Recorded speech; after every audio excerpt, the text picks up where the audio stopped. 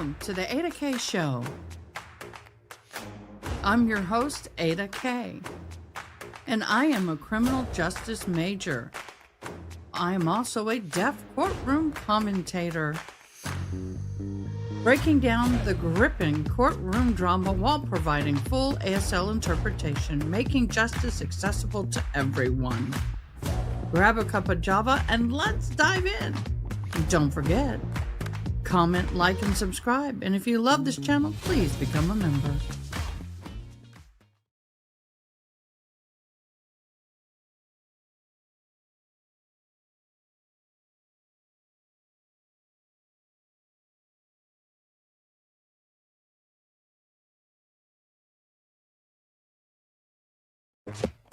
Hello, everybody, and welcome back.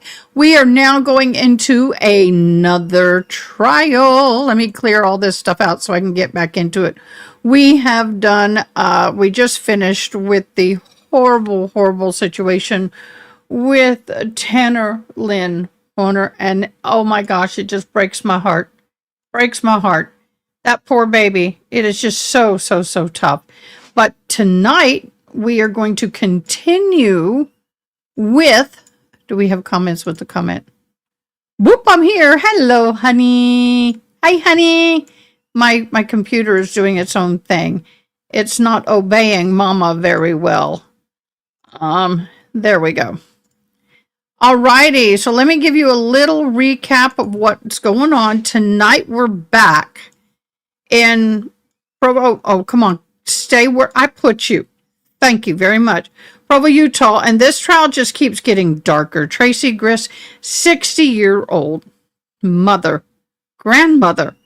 According to the prosecution, she's the mastermind behind the plot to have her own son-in-law executed inside her home. I wonder what trial that kind of reminds us of. Yeah, another Adelson. Matthew Restelli drove 9 hours from California on July the 12th. Why? Well, 2024. He thought he was going to be picking up his wife and kids. Instead, he walked through an unlocked front door into a dark house and was shot 7 times. 7 times. Medical examiner shared that with the jury, that the bullets has pierced his lung, his heart, liver, stomach, and spleen and kidney. He never had a chance. And then they staged it, placed the knife in the wrong hand, his non-dominant hand, and the grip was backwards. It looks like they'd seen this done somewhere before and they tried to copy it. We know that Tracey Grist had been searching online for Kathryn McBanuwa, a key player in the Red Room for Hire case. She searched where was Donald Adelson arrested. She searched Utah gun law, and I'm trying not to sneeze.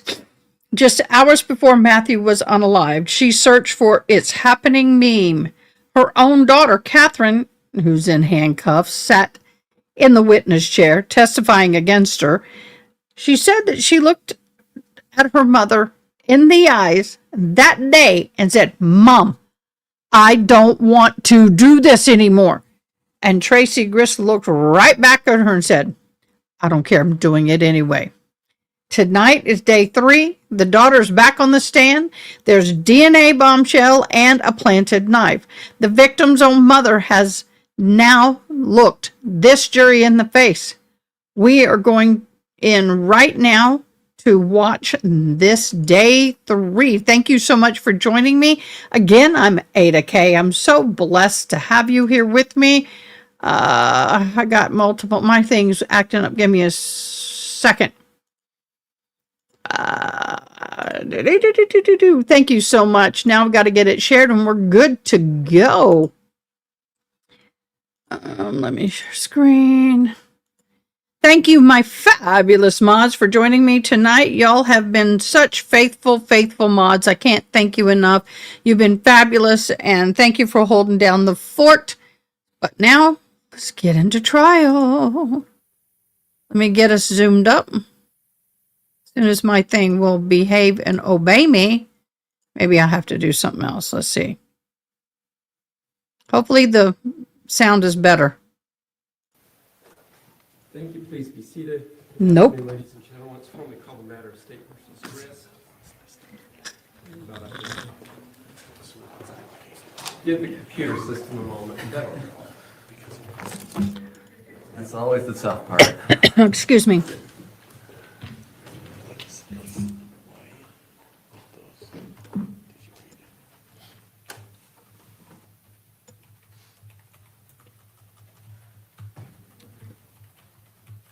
All right, so it's formally called the matter of State versus Grist, case number 241101170. I've been informed that the jury is all present and ready to go. Mr. Pomeroy, yeah, for the state, is the state ready? Good. State is ready, Judge. Mr. Casemore, on behalf of the defense.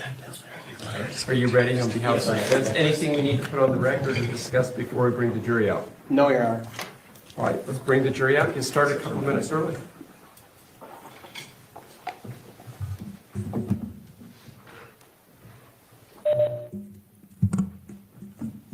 Okay, let's zoom just a few minutes.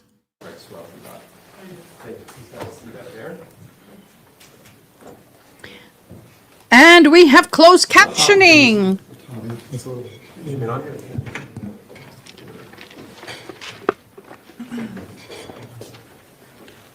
I want jelly beans. Thank you. Haven't had dinner yet. Good afternoon, Mrs. Restelli. Good afternoon. I know yesterday we got to talk a little bit about Matt and kind of the relationships there. But do you know who Tracey Grist is? Yes, it's my son's mother-in-law. And do you see her here in the courtroom today? Yes. Can you point to her and identify something she's wearing? She's wearing kind of a dark blue dress. Well, court note for the record, she's identified defendant. So noted, thank you. When did you first meet the defendant? Pardon me? When did you first meet the defendant? Oh, probably sometime before they were married, probably, at the house. Okay. Do you recall roughly a year? It was before that, probably several years before. So 2016-ish?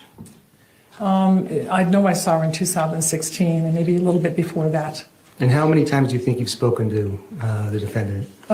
Maybe, if you count the telephone conversations, maybe 6 or 7. And when was the last time you saw the defendant in person? I believe it was at a Walmart in like around the time of May of 2024. Okay. Was that just a random meeting? She had come in to visit her daughter, and they'd asked if I would come meet them at the store briefly and do a little shopping. Which daughter was she visiting? She was visiting Kate. Okay. So was she with Kate and Matt at that time? Yes. And Sorry about that, guys. random meeting? Apologize. She had come in to visit her daughter, and they'd asked if I would come meet them at the store briefly and do a little shopping. Which daughter was she visiting? She was visiting Kate. Okay. So was she with Kate and Matt at that time? Yes. And when did you find out that Kate had taken the kids and left from California to Utah? It was sometime in that early week of June. I don't recall if it was, I think it was, the mother also informed me that Kate had gotten there safe and she was taking a breather. Okay, so you talked, who did you find out from? I'm not sure if I heard from Matt briefly, and then I heard also from Tracey. Okay, and do you remember what that conversation was about? It was just very brief, and I think we even had some text messages, or it might have even been a text message that we had between us, that she was there and got there safe. Okay, did you ever talk to Kate about it? No, Kate had no conversations with me about it at all.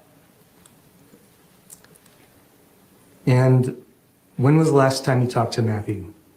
I talked to him about 2 hours before the murder. I think we talked about it a little yesterday, but do you remember what kind of, what was his mood at the time?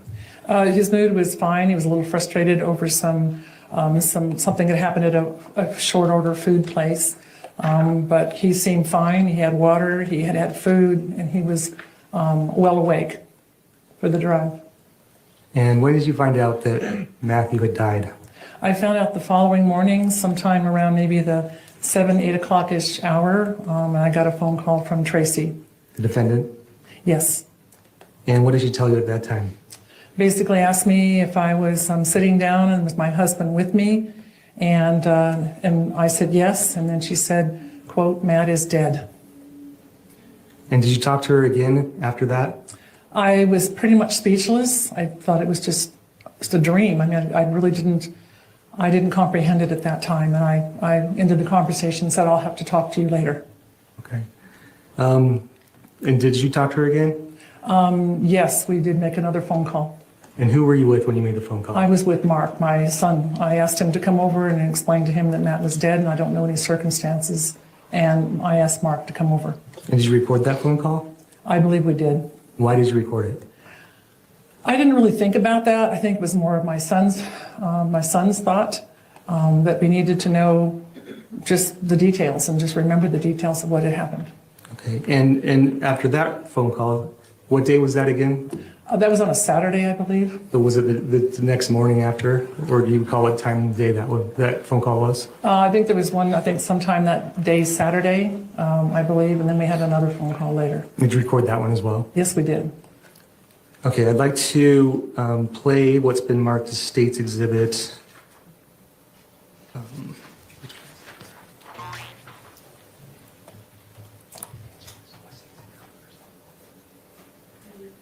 I'd like to play what is marked as State's Exhibit 34. Sorry, I don't know why it fell. Mr. Thank you. Thank you.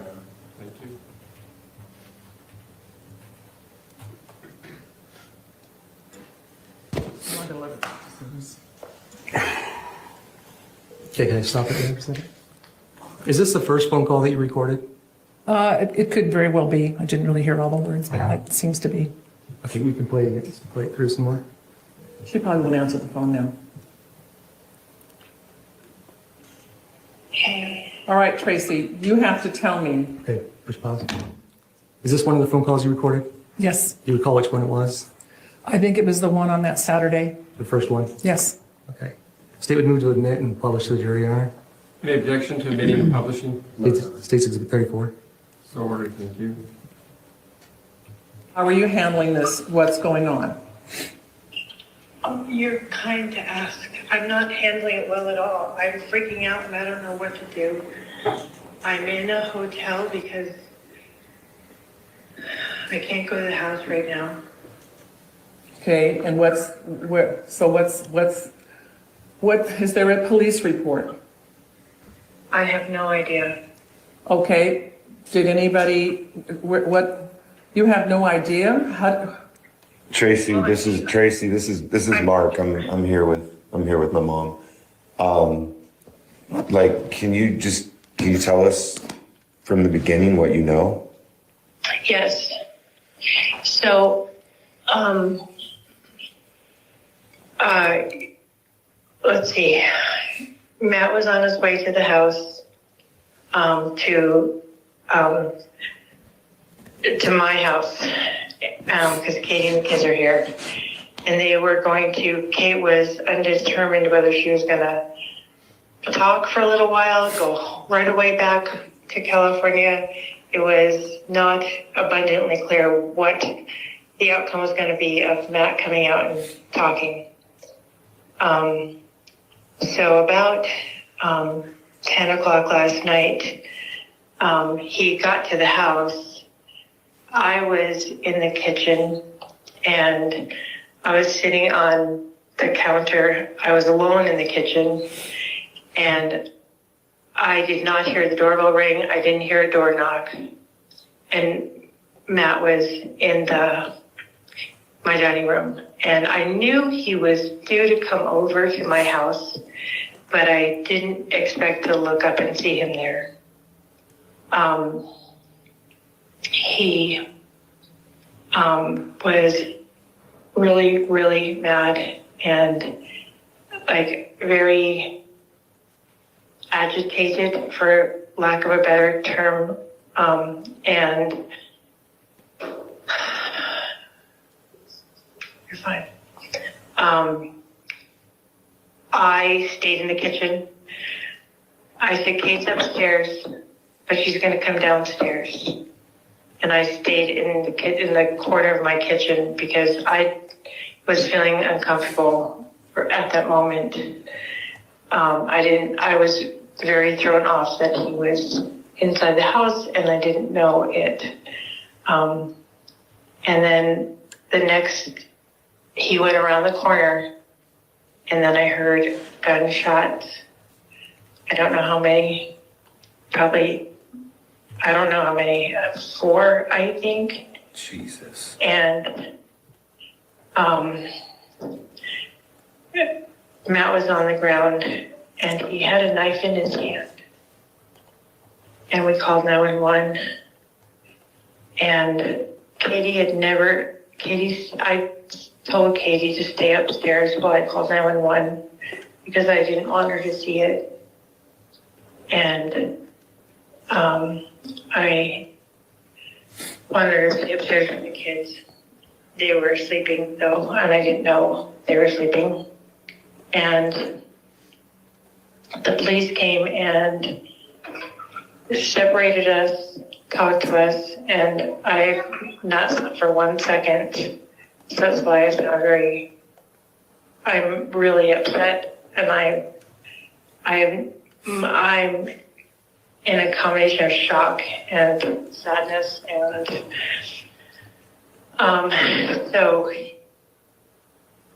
my son Kevin was taken to jail after 6 or 7 hours, and I don't know what's going to happen.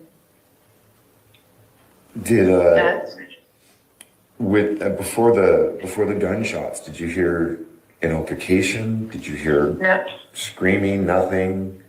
no, I don't. If there was noise, I didn't hear it or I don't remember it. When you saw Matt with the knife in his hand, I personally did not see him walking with the knife. I saw him on the ground. was it like Immediately like after. a pocket knife? Was it like a It was like kitchen knife? golly, like it. Like Matt doesn't Somebody- carry a knife typically.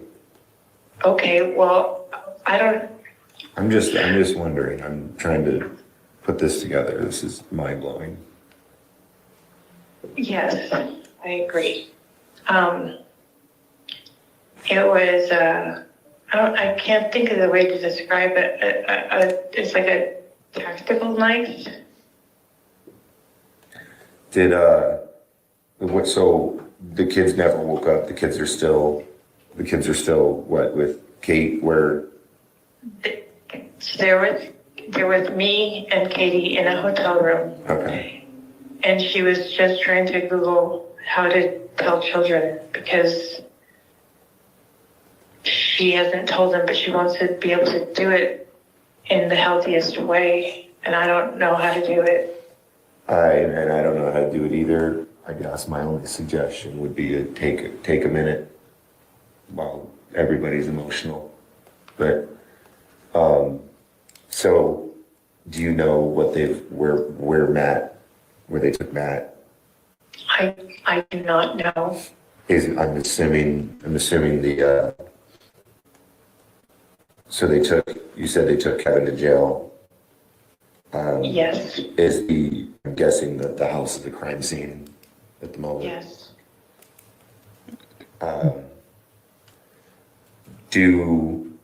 What's the address and what's the law enforcement agency that was there that we can call to find out where Matt is? American Fork Police Department. Mark. Yeah. Mark. Yes. I'm really sorry for your loss. Genuinely sorry for your loss. Yeah, I don't know what to say. This is. You don't understand. I'm just saying it. What's the house number? 114 South, 920 East, American Fork, Utah. Now, was there any? I mean, I know Matt probably, I mean, driving out to Utah, probably not the happiest, but was there an altercation on the phone before this? Like, was there, I personally have no idea. I was at work all day yesterday, and I have no idea. I know I spoke to Matt about 7:20 that night. He said he was 2 hours out from Utah, and he was excited to be able to pick up his family and children. And I know I left a message a little after 10, that he arrive. So I know I had a conversation with him, and he was very calm, wanting to bring his family back. Yeah. I don't know what to say to that either. I don't know what to say. I didn't see anything myself. I saw zero. I stayed in the kitchen because I was feeling uneasy, and my reaction usually is I freeze. If there's some emergency. Did you know that your son Kevin had a gun in the house?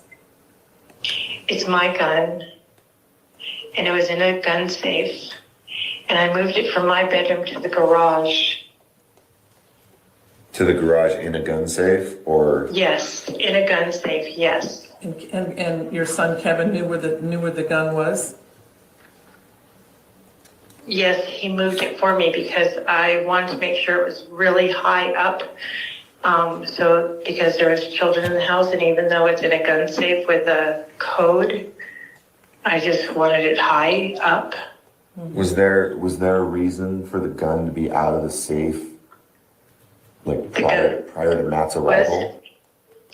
Or was it, like, did it come out of the safe when you got there? When. Was it a scramble and race for it? Like, what?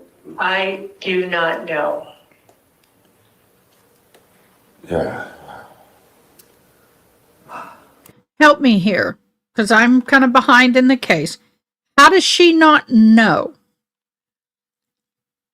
If it's in a safe, who has the key? Where's the key? Where's the ammo? I'm perplexed at this point. All right. I guess if there's any more information that you can share with us, later, please do. Of course. I am still in major shock, and I'm hurt to the core because I know how much he protected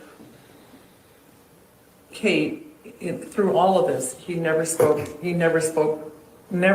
poorly of Kate. Never.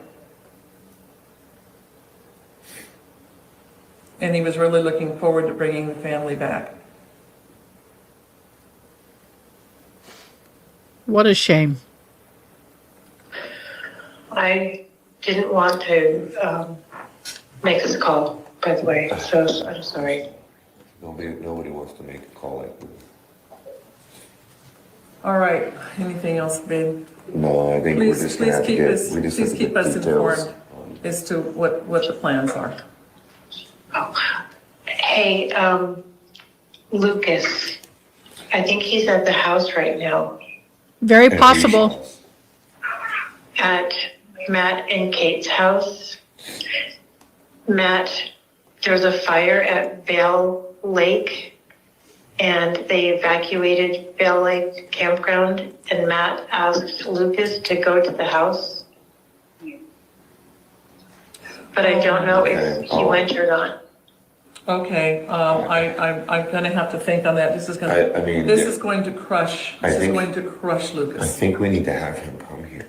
I don't think we can. I don't think we can yes. call him over the phone. I think he needs to come But he's here. out there protecting the property. And right now. Kate, But right Kate now, doesn't have her phone.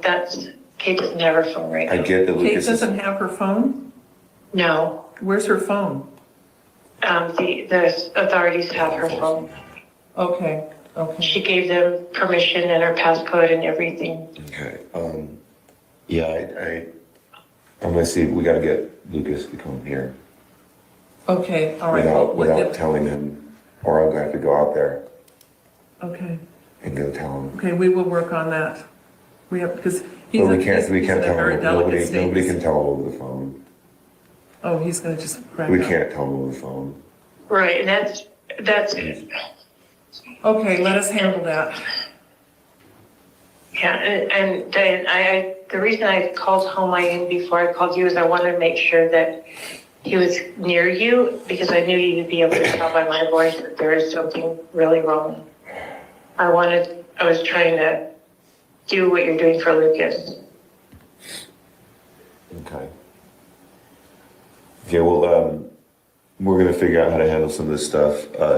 Call us back immediately if anything changes or there's anything new. Of course I will. Okay, Right now I'm kind of, I'm also I'm just, my head is swimming and so I'm probably not being much help. okay, all right, keep us posted. Okay. Sure, thanks, Okay, bye. thank you. Well, you shot him 4 times. How long after did you make the second call? I think we had another phone call, I think it was on Sunday. Kate had reached out by, I think, text or something that she wanted to talk to me. And you recorded that one as well? We did. And who was involved in that phone call? That was going to be my son, Mark. I was over at his house. It was Tracy and Kate. Tracy was there too. And myself. State would move to admit and publish State's Exhibit 35. Any objection? No, Your Honor. It's so ordered.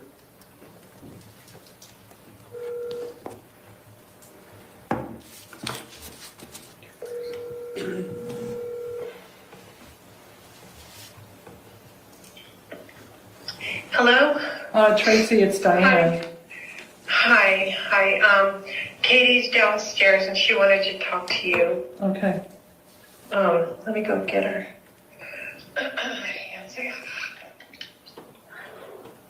Katie, Diane just called. She's on the phone. She's coming. Okay.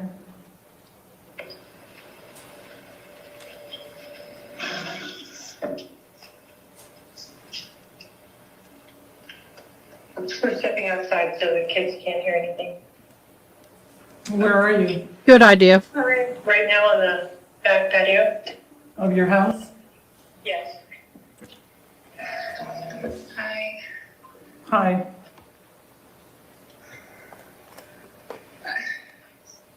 I'm so sad right now.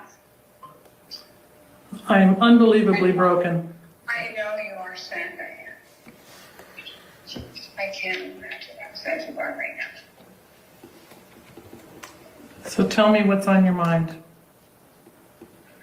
I want a proper memorial for me.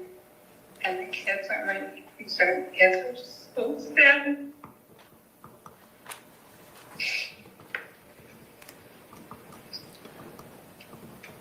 This Poor whole thing baby. doesn't make sense to me. I understand where it wouldn't make sense. It is so sad. I didn't want this to end. I wanted us happy. You know, we came there to help you. He didn't, I don't think he told you everything, Diane. And neither did you. And we were trying to keep you out of it because we had issues prior. But your mother, And we were trying to make it better on our own. And he was coming here to have a conversation. Okay? why Whether was, he left with the kids and me or just the kids, it was all going to be a conversation or alone. It was always be a conversation. It needed to be face to face. and how come that didn't happen? I don't know. Yeah, you do know. Did he correspond with you on his drive to the house? Slightly. So you knew he was coming? And he was agitated coming. I know he was. So will y'all tell me, because like I said, I'm hopping into this a little out of the boat, so to speak. I'm coming in the middle of this. Did she lay in wait? She knew he was coming. Oh, this is horrific. Upset that he was coming. Oh, please tell me the kids were not around when it happened. How come there was a gun that was out? I don't know. Good And point. who owns that gun? I think, Diane, I was not downstairs. And to the best of my knowledge, that gun was in the garage. And I don't understand why that was part of the greeting for Matt coming to the house. I don't know, Diane. Honestly, I don't know. I wish I could give you more answers. After Matt was fatally shot, did anybody try to give him medical assistance in the house? Yes, Who? my mom. And what did she do? I don't know. I was upstairs. And how soon was, 911 called to help you guys? Immediately, a neighbor called. And so how would the neighbor know that Matt was fatally But shot? they heard gunshots. My mom couldn't find her phone. I still don't understand why there was a gun that was present in all of this. And why your brother had to be, I don't know. and why your brother had to be the go-between. Good point. I don't know.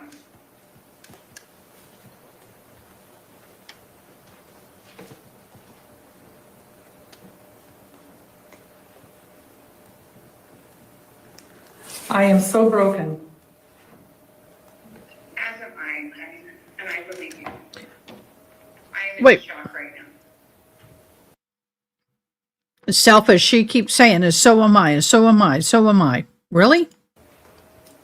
Three children don't have their father anymore because of the violence that took place in that home. That is There so you go. sad.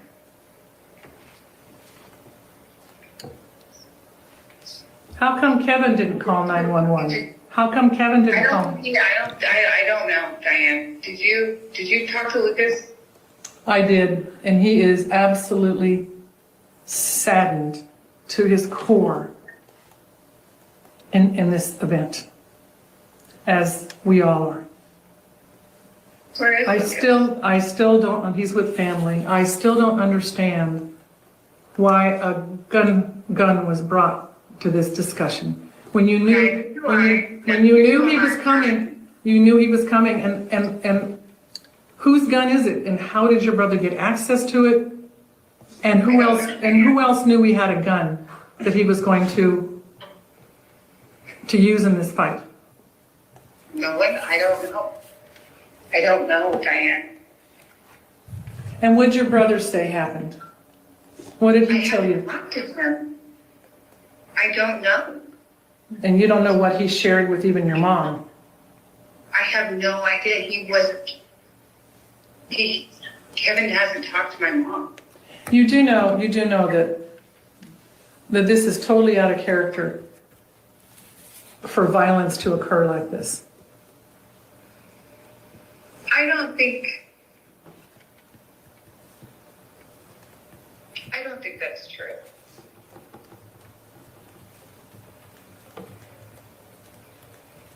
But you did have conversations with Matt and you knew he was coming. I was under the impression that, I didn't know you guys were actually having a separation. When did that Because occur? we were trying to make it work and trying to resolve it. But I didn't know the word separation, I didn't know the word separation was in the midst. That you guys needed time off and the way you left with me, you were gonna go be with your family for a while and have a little vacation.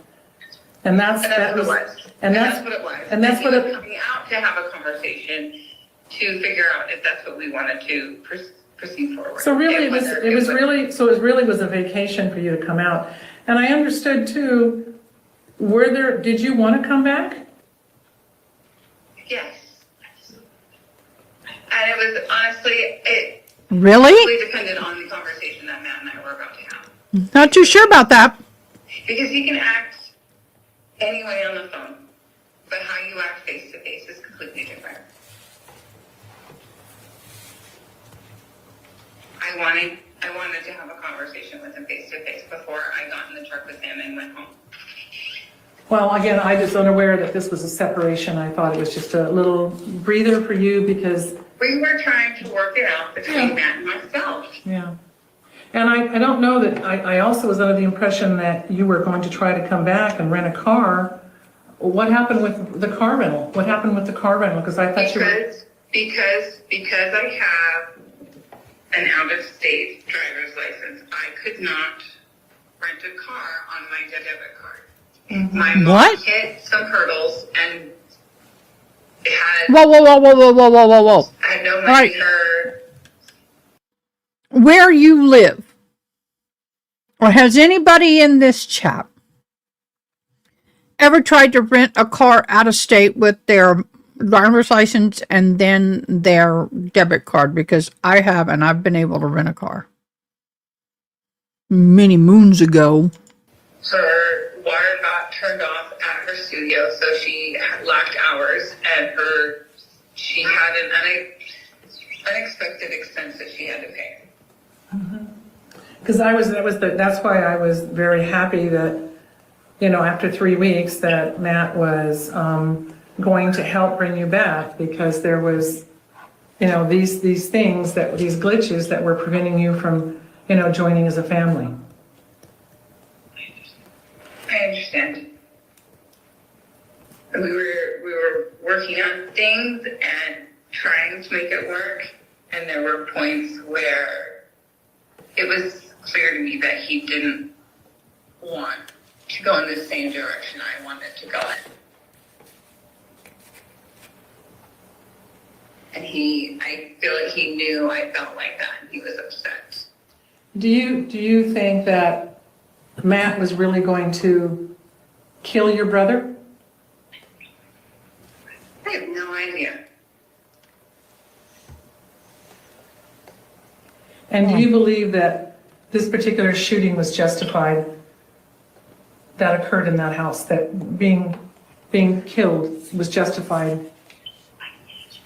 Diana can't answer that question. I hear your mom in the background. She's giving you answers.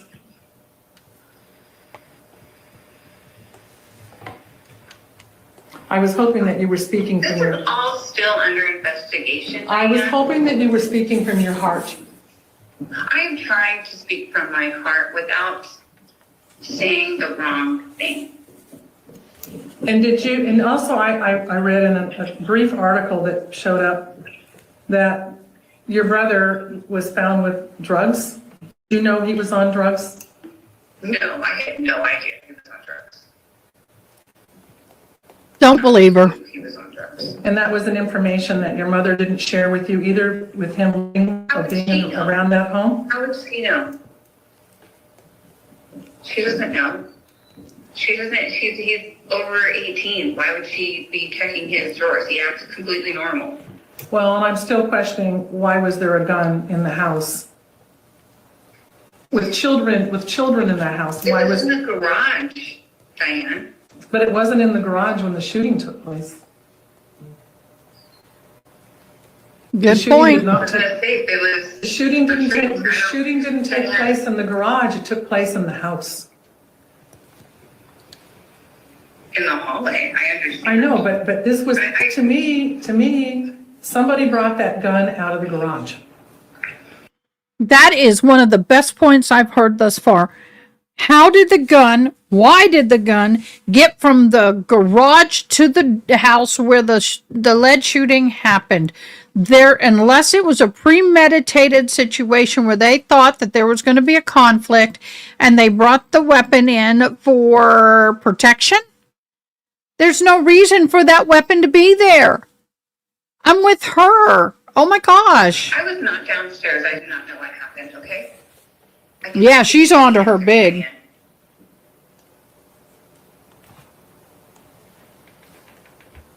Did you, it also said in the article that I'm not Kevin- going to answer any more questions about what happened.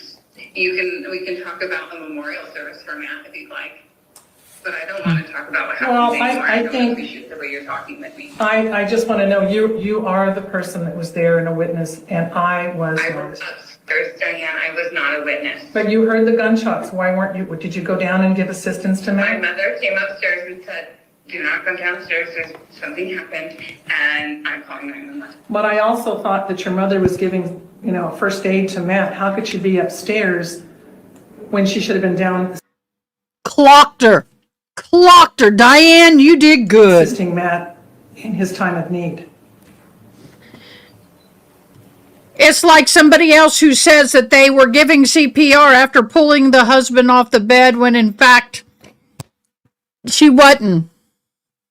That doesn't make sense. If she's given CPR, she would not have time to run upstairs and have a conversation if CPR was in progress. There's 8 minutes for. Blocked her. Diane, Minutes count when someone, once she figured out that she couldn't. minutes they count ran if somebody's bleeding to death. Yep. And Absolutely. the number of shots that they're saying took place is totally unimaginable. Self-defense, maybe one or two. Unless the person's hyped up on a lot of illegal medication or something of the sort and their adrenaline's going and it takes a lot more to take them down. But seven? All major organs were hit? This was personal. This was anger. This was nowhere to be self-defense, in my humble opinion. And that's what it is. And what gets me is Ambush you knew is he was right. coming. And he was there and happy to do so. But someone He was not happy with me. someone brought that gun in the house and turned it into a different fight.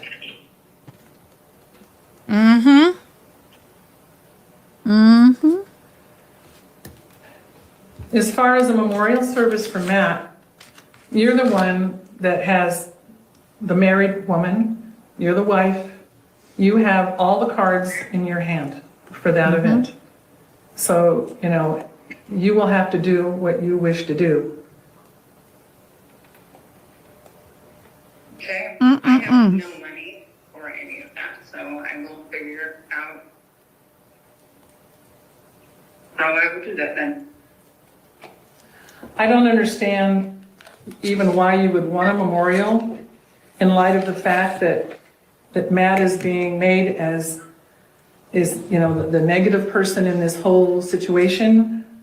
I don't see where all of a sudden you want to have a memorial, something, positive for him, when this whole thing came down to, quote, a separation and all the other things you're saying. I don't know where this part's coming from.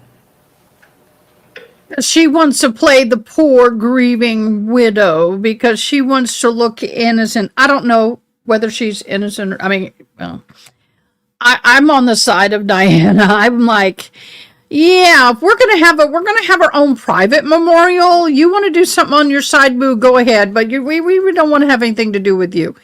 That's how I would be. You don't have to do it together. I don't understand where you don't. Where You don't get that. you has stated or was stated that Matt had a knife. Where was the knife when he came into the house? His hand. And where was the knife after he was shot down? His hand. And you I know, and you, don't know, Diane. It was the most traumatic thing walking past his body. Okay, I didn't want to look. How could the knife be in his hand if she's providing life-saving care? and again, The Tracey, layout of the house.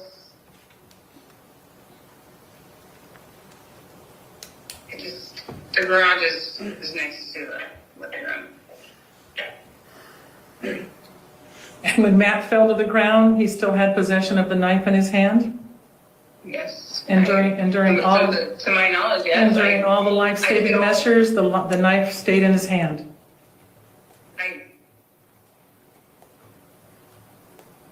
Guys, I strongly doubt this. In my humble opinion, if someone is holding anything, a cell phone, anything in your hand, and you've been shot 7 times, you're probably, your hands are, I've been on accident scenes, crime scenes with my being a first responder, and I will tell you, I don't think I've ever, outside of someone who's unalive themselves, and even then, unless you relax, at some point you relax, and it's going to roll. This does not make sense to me scientifically, forensically, at all. Does not make any sense to me. How he could be hit 7 times and still hold on to that weapon in the wrong hand, his non-dominant hand, and in the wrong direction. I don't know. You know, there's a lot of unanswered questions here. Yep. For everyone.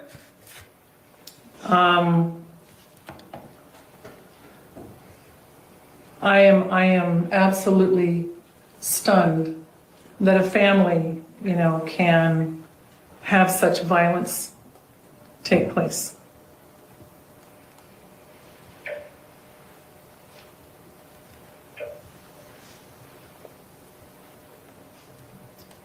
And, you're just going to have to share your plans with me, because I am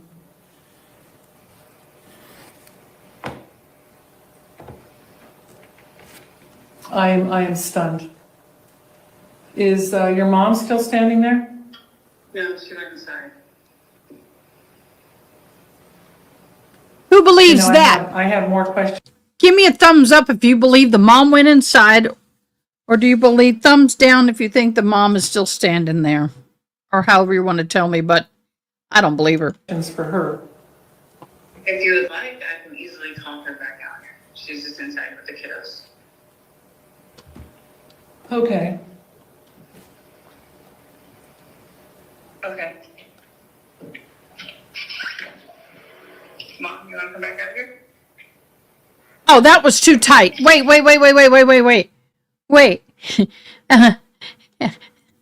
Did you see how quick that happened? If her mom was inside, she would not have said, okay, hey, mom, you want to come back out here? I'm not believing it. Not believing it. If she's anywhere, she's standing in the doorway watching somebody and listening at the same time. But that mom is right there the whole time. She didn't leave. That'll be okay with those? Yeah, that'll be fine. Hi. Tracey, I'm still concerned as to, the fact that Matt was shot multiple times. And when were you able to give life-saving measures to Matt? She's going to look at her daughter and see what her daughter tells her to say. I'm in so much shock. Oh, here we go. I can't have the conversation going over the experience again because I am so sad. I just need some time. Well, and I think the part To get that your really story disturbs straight. me is that a number of the shots were in Matt's back. I actually have no idea where the shots were. Yeah, that's what's being reported. That he I was, don't know if that's he accurate was, or not. he was I not, don't. he was not moving forward in any aggressive manner, but was shot in I the back. have no idea. Multiple times. That Again, is, I have no idea. and does your son have a history of anger issues? Oh, Absolutely not. Has he ever had any violent history? No. liar, liar, And pants you on do fire. You do know they're saying that Matt was found face down Yes. and shot in the back multiple times. So if he's found face down, how in the hell did she do CPR? Guys, let's think about this logically. You can do Heimlich maneuver from the back, but CPR can't do from the back. So if she gave CPR, at what time did she roll him over back onto his stomach? In my humble opinion. I have no idea how. And your son has never I had, have no idea. and your son has never had any other, violent issues or, Never once. did you really try to save him, Tracy? Did you really try to save I him? was on the phone, Did I did not Kevin try. did Kevin try to save him? Yes, And what did he do? I don't know, I know he was checking for his pulse and he was trying. I don't know what he did because there was a moment that I did run upstairs and say, don't come downstairs, Katie. So only he was really the one that was attempting to do something. After violently attacking Matt, he went over to him to try to help.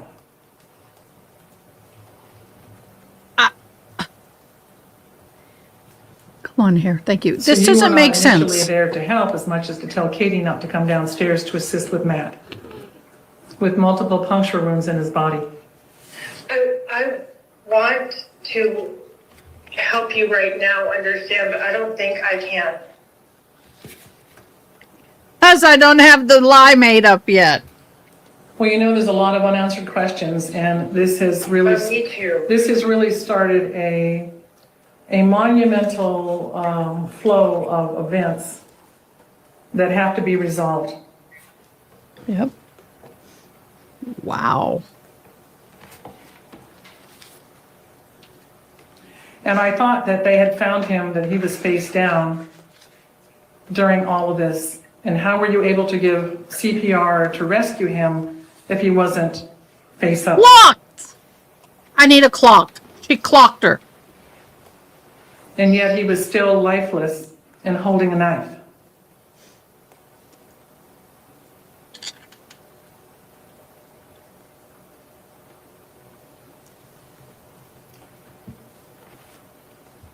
This is a horrific situation.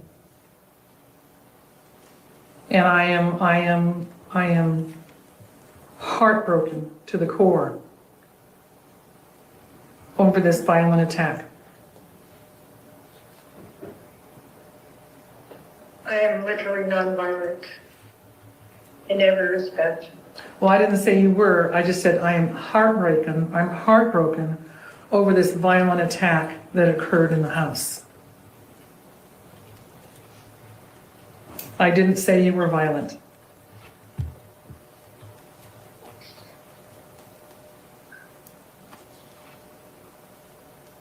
Well, Kate's going to have to figure out what kind of plans for a lot of things.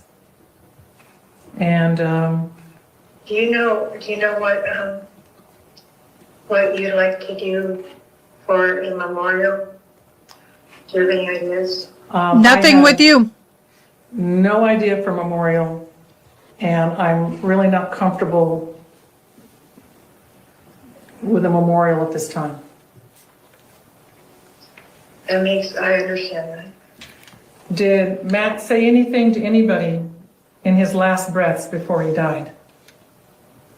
No, not that I heard. Not that I heard. Wow. It just seems incongruent that a family would hold a memorial for someone that they have just violently taken away.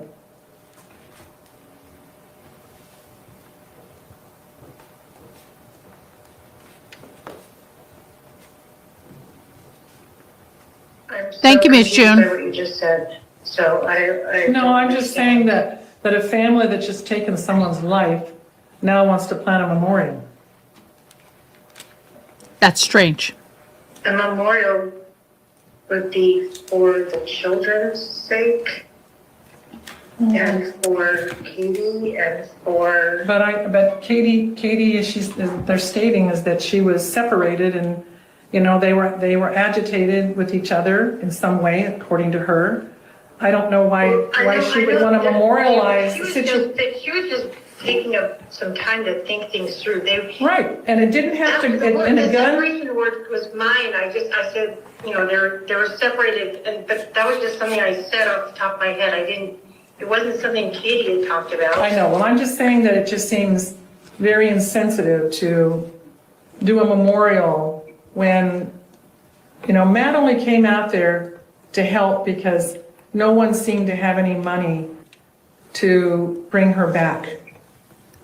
So I don't understand, it's almost like, I don't understand having a great memorial when the brother was already set up and ready and armed to do damage. That is so not what happened.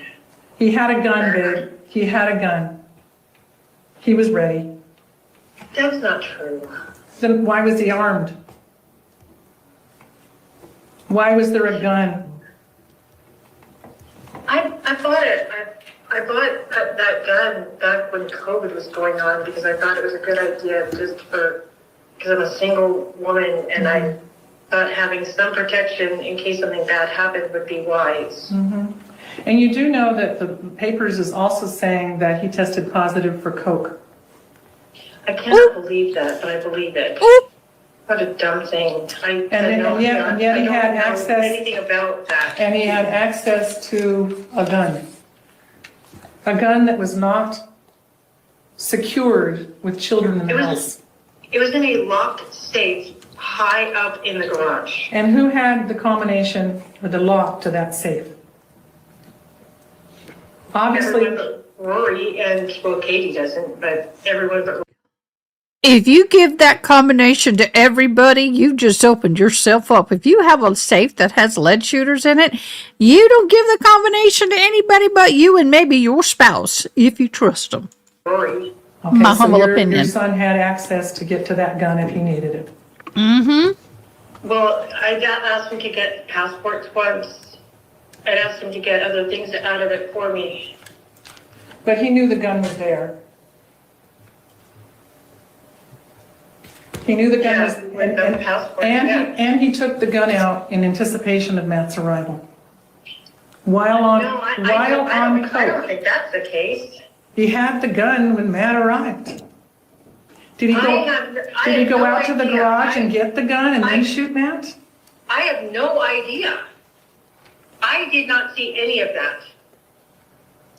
And I you- have no idea where Kevin even was. I was in the kitchen. You also know that the paper stated that he was not legally supposed to ever have a gun. Yeah, he had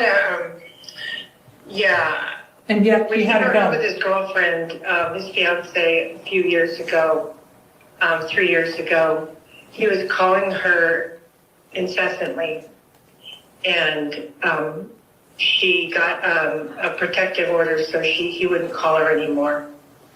Wow. And yet, And he said that's fine because he was never going to go to Chicago again. but he also, in that order, was told he could never have a gun, and yet he had access to a gun. I forgot all about it. Since I forgot about it, there's a really good chance he didn't remember either because it was a while back and it was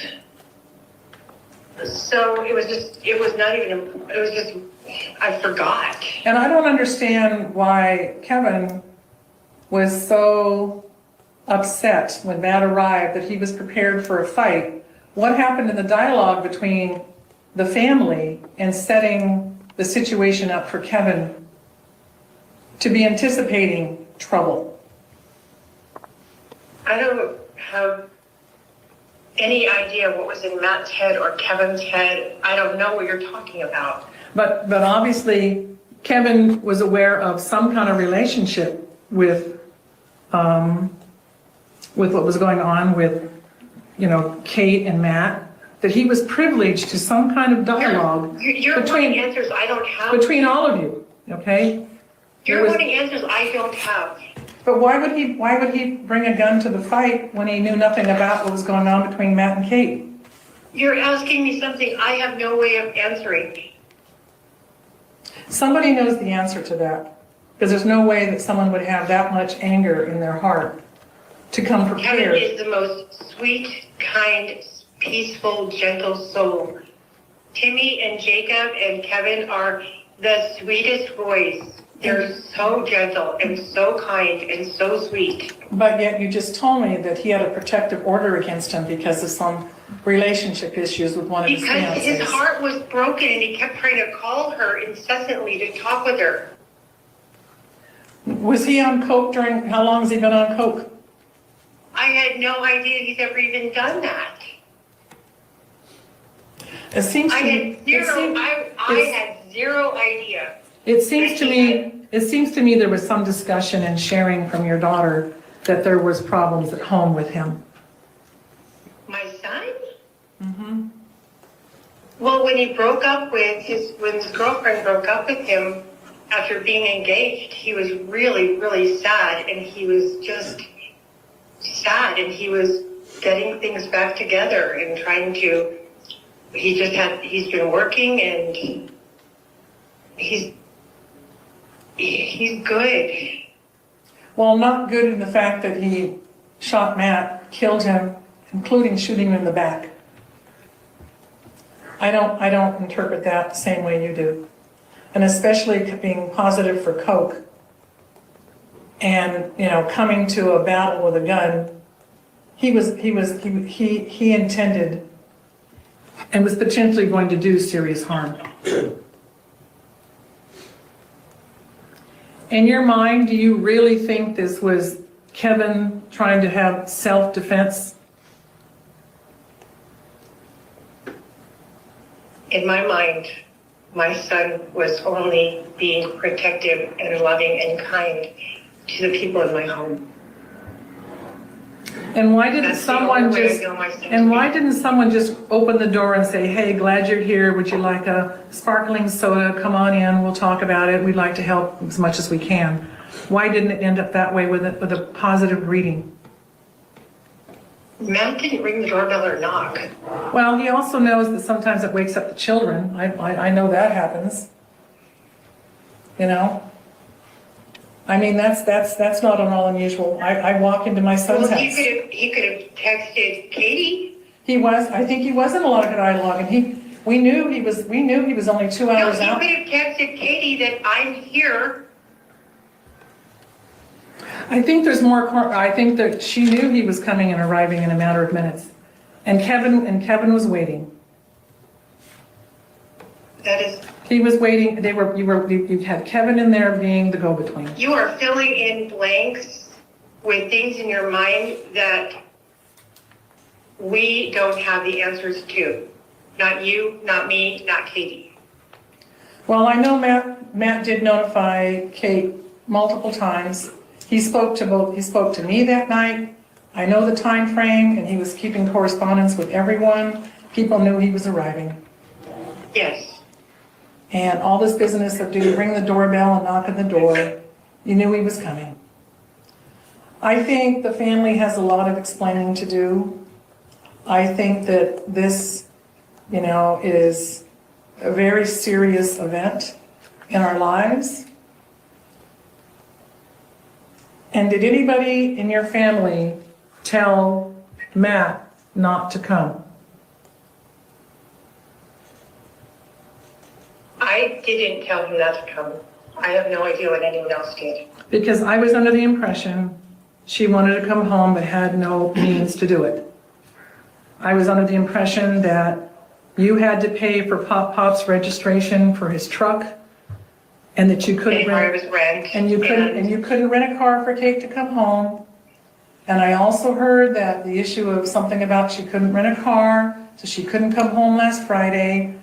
So again, everybody wanted her to have the opportunity to go home, but then when he got there, everybody was waiting for him to do something different. And this is the part that disturbs me, that if it was this volatile and that Kevin was on edge, that someone should have called and said, please tell Matt to wait a little longer. Things aren't right. And nobody, I don't know if anybody reached out to Matt and shared that. Did Kate even tell him not to come? I have no idea. Because this whole thing seems like a setup. Exactly, come on. We would never plan to hurt someone. Well, someone planned with a gun in the house. This was orchestrated. That is so not true. Then why was the gun in the house and not in the garage locked up? The True. gun was, you're asking me things I can't answer. You're the owner of I the don't gun. know. You're the owner of the gun. You're the person that's primarily responsible for the safety of where that gun is kept. We're not making any progress in bringing peace or solving this or answering questions. So I'm gonna let Kate say goodbye to you because I don't know. I don't know what to tell you. Well, I think there's some blanks. I think there's some empty answers. I think that there are questions that are obvious that there are answers to, and I clearly see that there was some kind of pattern, and this should have never taken place for a man who drove, over 8 hours or over 6+, just to help his wife and bring his family back home and share all the good news.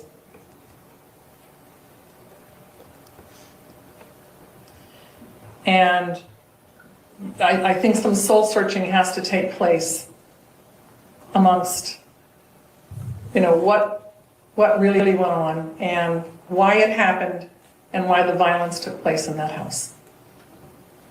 I'm really sorry that you're sad, but I'm gonna hang up and go because you're wanting me to tell you things that I have no idea about.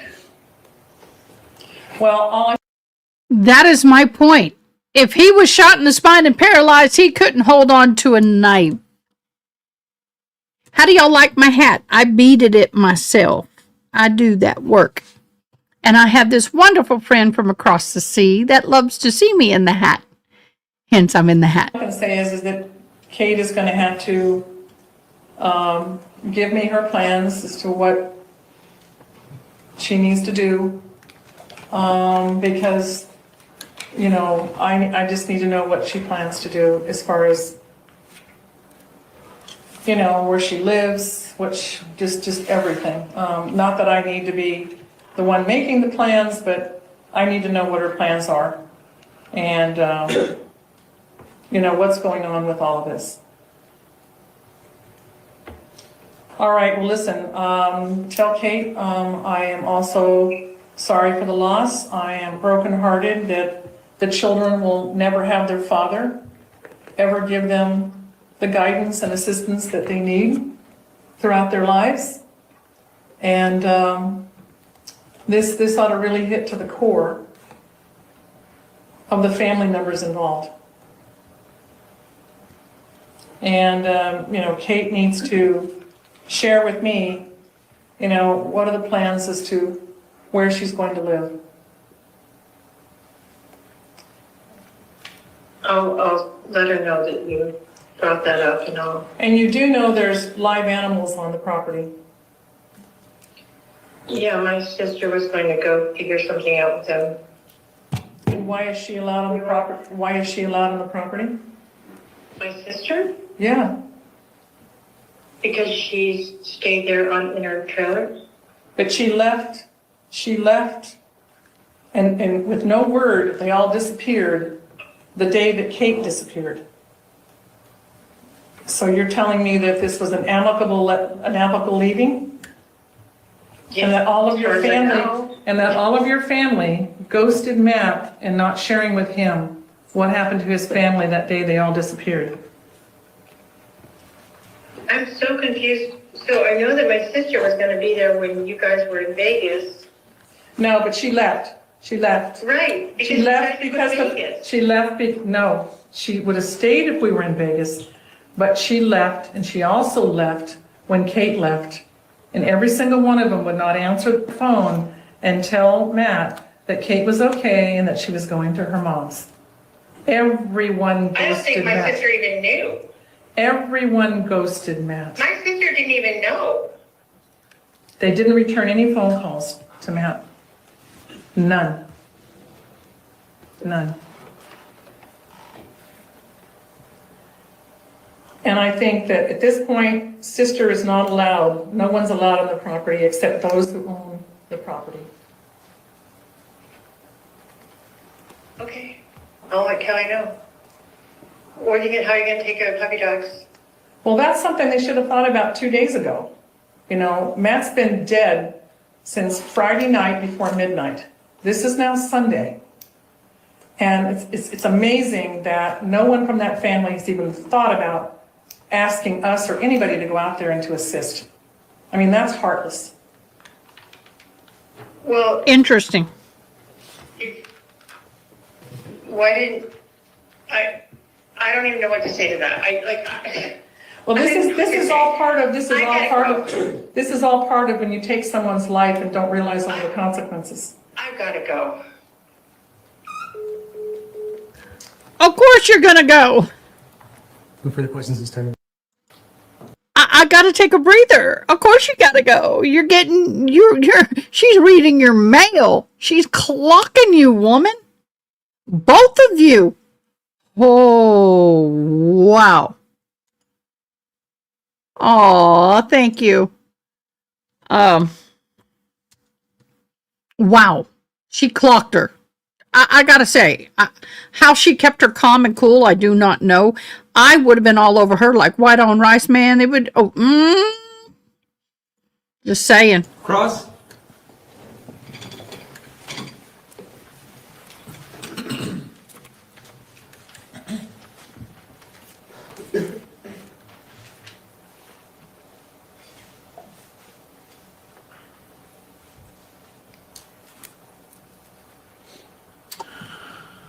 Mrs. Restelli,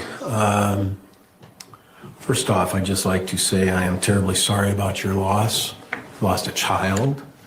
That's a horrible thing. It should never happen. And I'm sorry that you had to go through this in your life. These phone calls that you had with Kate and Tracey were trying to get some answers, right? Information, yes. Yeah. And you got some information, but not much from Kate or Tracey. Is that accurate? I would say just there was gaps. And There were gaps, yes. gaps. Right? Gaps in information. Yeah. And but you did learn, I guess, that and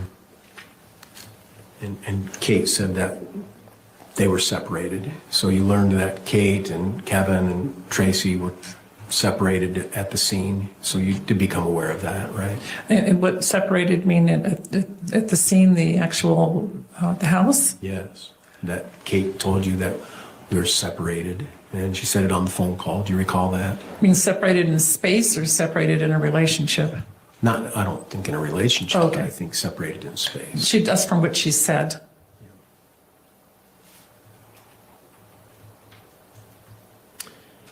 In that first phone call, you also found out that Tracey and Kate and the kids were in a hotel because they weren't able to return Yes, because it was a crime scene. yes.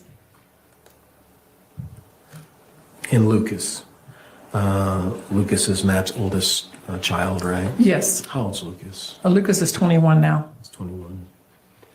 So he was 19 or 18 when this happened. approximately, yes. And so that was tragic for him to go through this as well. Absolutely.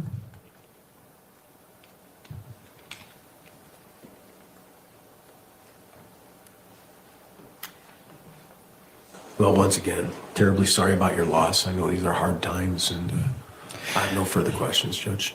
Thank you, Mr. Basebar. Mr. Batavi, any redirect? Oh, Your Honor. Thank you.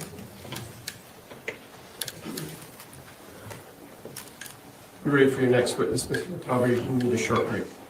Maybe just take a 5-minute break, Your Honor. Let's take a short break. Okay, we're going to take a short break. They're going to take the short break. We're going to zoom. Very Oh, wow. I mean, that phone call, I mean, in some states it's illegal to do that. In others, as long as one person one person in the conversation knows the call is being recorded, such if I'm talking to Diane, I'm recording it, or Diane is recording as she talks to me. One person knows. It's illegal for a third party to do it. But brilliantly done, Mama. Brilliantly done. Clock them. And I love it. You read their book. They had donuts in the workspace. That's why that popped to mind. Ah, we're laughing about donuts. Night and day in their attitude. It's legal in Texas. Yes, it is. It is legal in Texas to do that. Testimony given this matter today will be true and correct, so help you God. Love how he's holding his hand up like he's about ready to preach, brother. Just saying. Okay, I'm going to take this off, Boo. I'm getting hot in here. Good morning, Officer Young, or afternoon, apologize. Good afternoon. Will you state your name and spell your last name for the record? It's going to be Anthony Neal. Last name is going to be Neil. And what's your occupation? I'm a police officer for the American Fork Police Department. And how long have you been a police officer?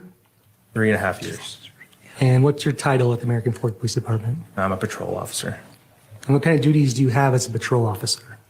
I'm responding to calls, calls for service. When people are needing assistance with something, they call into 911. That gets dispatched out to us, and then we respond. And when you respond on cases, do you have a body cam? I do, yes. Did you get a call on the night of July 12, 2024? I did, yes. And where were you dispatched to? To a residence in American Fork. It was an apartment complex on the east end of town. And who did you respond with? Officer Guerra and Officer Laycock. Were you the first people to arrive on scene? We were, yes. All three of us arrived at approximately the same time. And what did you see when you arrived? There was a truck parked outside of the reported residence with hazards on. There's a cardboard underneath it. We arrived towards the front of the house. Officer Guerra went to the front door, and then I positioned myself out of the front window of the house to where I could see inside of the house. At some point did you go in the residence? I did, yes. And how many people had gone into the residence before you? Only Officer Guerra had gone in before I entered. How soon before you did he go in? Seconds. And then what happened after you went in the house? I observed a male that was face down in the hallway of right as the entryway of the house. Did you identify him at some point? The male face down, I did Yes. not. Did you find out later who he was? I did. Who was it? I don't recall the name. Okay, then what I know his happened? relationship with the family members. Okay. And what happened next? I pulled out, there's a male that was kind of standing kind of over the body a little bit with his arm folded. Later I identified him as Kevin Ellis. And I directed him out of the residence just to start securing the scene. So I pulled him out of the house and I exited with him. And what happened after that? We exited the house. We went into the front yard of the residence, and as I was talking with Kevin, I observed that a female was outside of the front door of the residence. I had called her over towards me. Later identified her as Tracey Grist.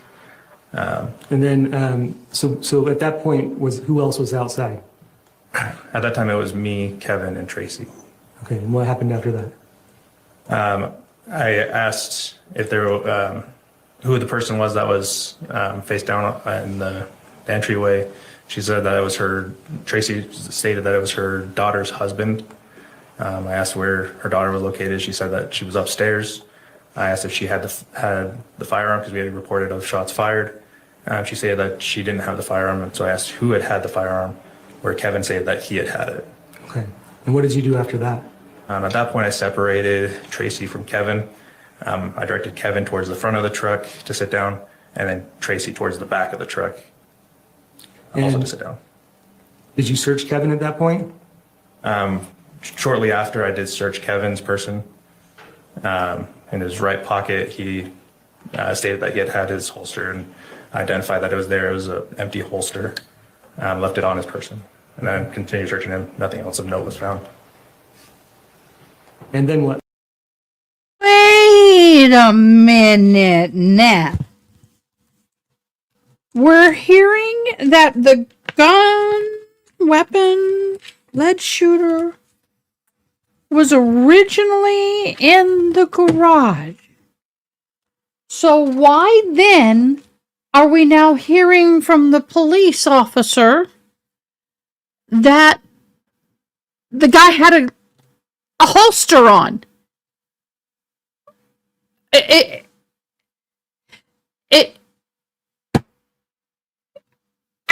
So when you are going to get a weapon out of the garage, for example, right? And it's for self-defense, and you know that you're going to run, you're going to grab it, you're going to run with it. You're not going to put the holster on your body. That's premeditation when you have the holster on your body. That means he was wearing it. He was prepared. This was no accidental, oh crap, we're getting into a fight. He's got a knife. I'm grabbing the gun. That was not what happened here. He's wearing the holster. After searching Kevin, went over to Tracey, performed a search on her to see if there's any weapons. No weapons were found on Tracey's person. And at some point, did anybody else come out of the house? After that, another female was at the front door, escorted by Officer Laycock. I directed her. Guys, I've had a headache all day. I'm going to step away and get me a quick Tylenol. I'll be right back. She initially started walking towards Tracey, and my goal was to keep everybody separated. So I directed Kathryn to a position in the yard, away from Tracey and away from Kevin. So the third person was Kathryn? Correct. Do you know her last name? I don't recall the last name. Okay. And at some point, did they stay separated? The defendant and Kathryn? After I had identified Kathryn and Tracey, I went over to identify Kevin, and so I directed Officer Stimson over towards Kathryn and Tracey while I identified Kevin. And at that time, I observed Tracey moving towards Kathryn, so I directed them to stay apart from each other again. And who's Officer Stimson? Officer Simpson, he used to work for a police department. He was one of our patrol officers. At the time, he was on what's called a ghost week, where he's being evaluated to be able to see if he's ready to go by himself as a police officer instead of being in that evaluation process. So how long, was he even a full-time police officer at that point? He was full-time, just not by himself yet. He was still being evaluated. But how long had he been with the office? Approximately, I want to say 2 months. Okay. I'd like to show you what's marked. And do you know if Officer Laycock had a body cam? He did, yes. And did Officer Stimson have a body cam? He did, yes. I'd like to show you what's marked and just the witness at this point is State's Exhibit 133.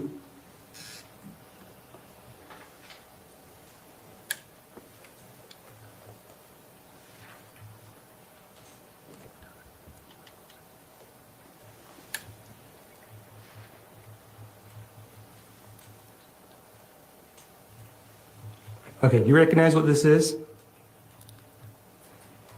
Does it appear to be a body cam? It does, yes. Is it similar to the one that you're issued? Yes. If I told you this was Officer Laycock's body cam, would you recognize it at some point? At some point, I possibly, because I saw it multiple times while we were there. State would move to admit and publish State's Exhibit 133. Any objection? No, Your Honor. So ordered, thank you.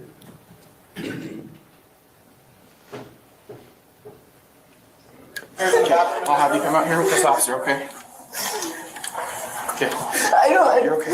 Okay. It's okay. What's going on tonight? My cousin was supposed to come here and attack me. I was upstairs waiting for him to come back.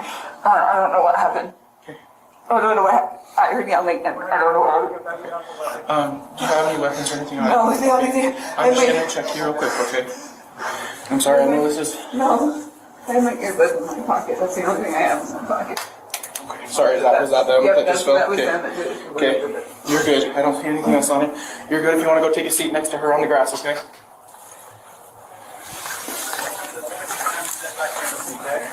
I searched her for weapons. She's good. And who's that officer that Officer Laycock body cam picks up in the camera? That is me. Okay, what have you just done in the video? So Tracey, again, when she was walking Kathryn was walking towards Tracey, and that's when I directed her to a separate spot of the yard away from Tracey. Okay, now I'd like to show you what's marked as State's Exhibit 134. You recognize what this is? This is another body cam. You know whose it is? Right now, I do not If I recall. told you it was Officer Stimson's, would you believe that? Yes, Okay, can you see yourself in the video? yes. Where are you? I'm sitting directly next to Tracey. Okay, State would move to admit and publish State's Exhibit 134. Any objection? No, Your Honor. Thank you.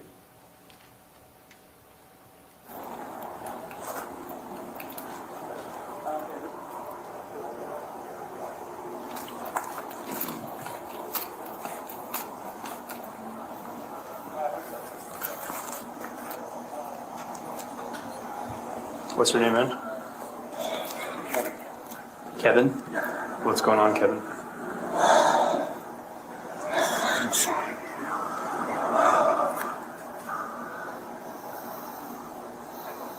Is this your home? This one. This is where you live? Okay. All right, man, I'm gonna get some information from you. You might just hang out with those two for a second.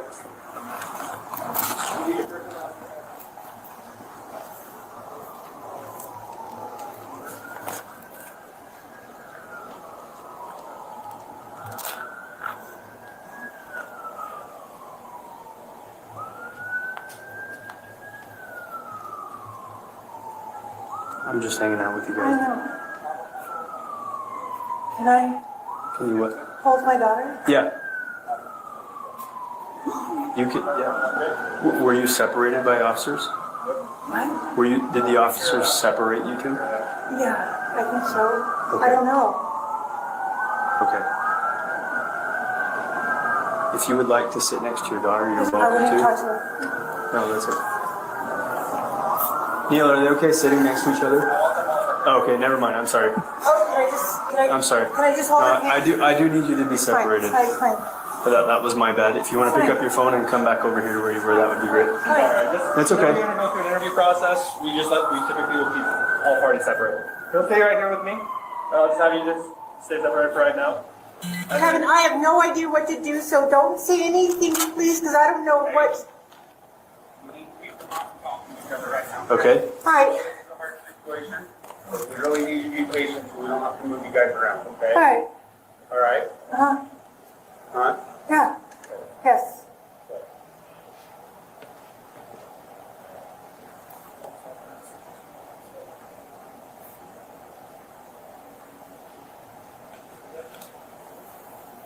Please.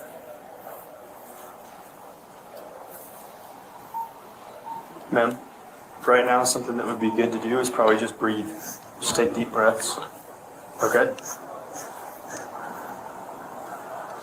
And not speak to anybody else, okay? Okay. Good here.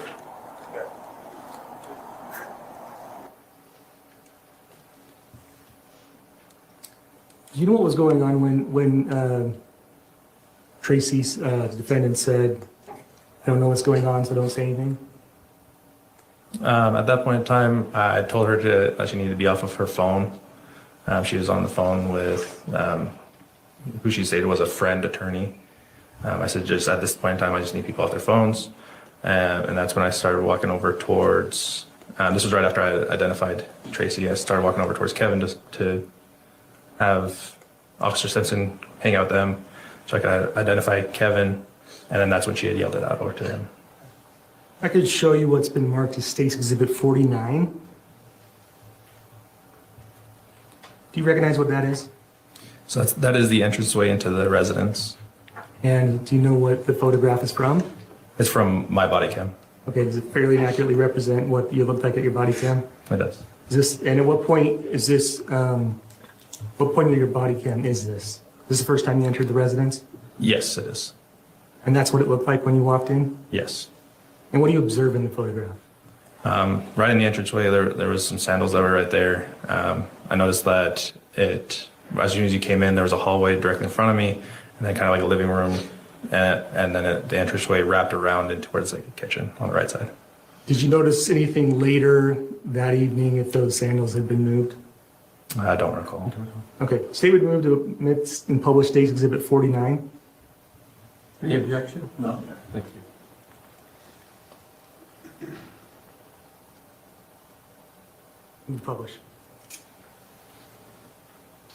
I'm sorry, Judge. Can I approach? Certainly. Let's take it down for a second.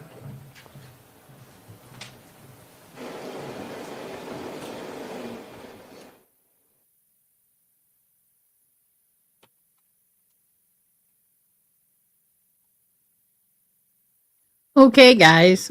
You know, I remember when the police body cams came out, and I kind of was against it, honestly.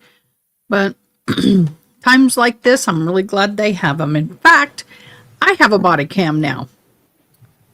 Sorry, we could be Now- published. Now that I Just to get to, clarify, you were the second person to go in seconds after Officer Guerra, is that correct? That is correct, yes. Okay, now I'd like to show you what's marked as State's Exhibit 48. Recognize what that is? That is also my body cam. That is when we made contact, or when Officer Garrett made contact at the front door, and where I had positioned myself prior to us making contact. And you can see the date and time up in the corner. Correct, yes. Was that an accurate date and time That is accurate. of that incident? Yes. And how soon on scene was that when you arrived? From this point? Within seconds of us arriving. State would move to admit and publish State's Exhibit 48. Any objection? No objection. Thank you.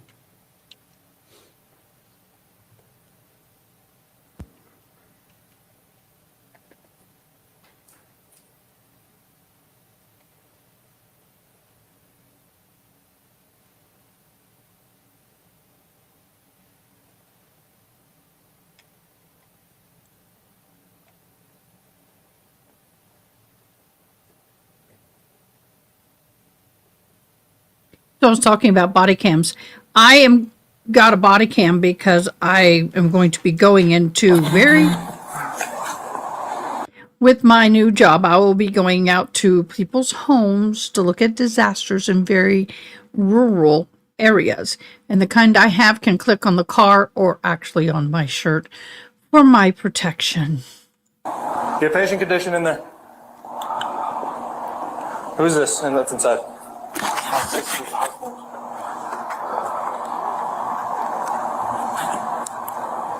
Hey, get a pulse.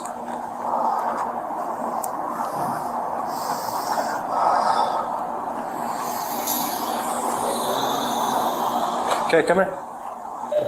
Please come here.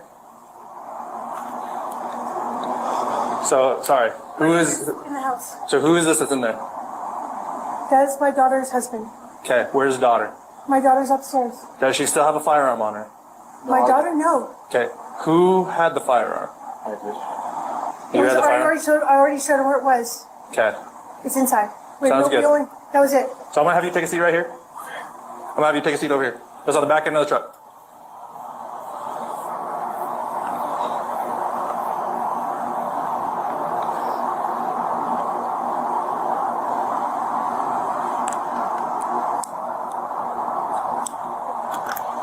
Do we need to get a hold of one?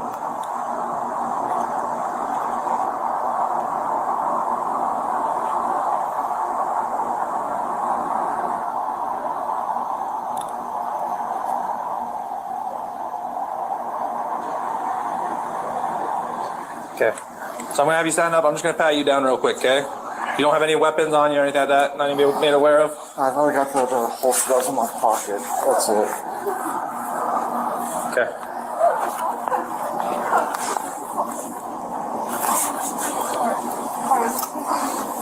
Okay, take a seat.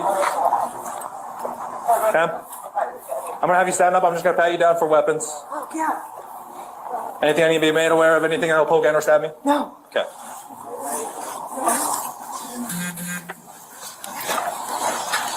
Any pocket? I am getting a master's degree in criminal justice, which is a field of law. I, at that point, am planning on getting a PhD in criminal justice. I don't think at my age, becoming a lawyer would financially benefit me. it will pigeonhole me too much.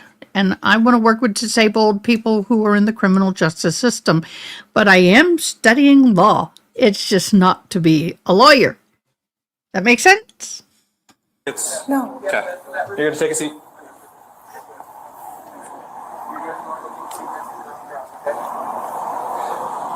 So, ma'am, I apologize. I'm actually going to have you step back here with me, okay? You were searcher? Okay. I'm going to have you just take a seat right here. There's those for you. Till we kind of go through an interview process, I'm just going to kind of keep you guys separate, okay? What's your name? My name is Kathryn.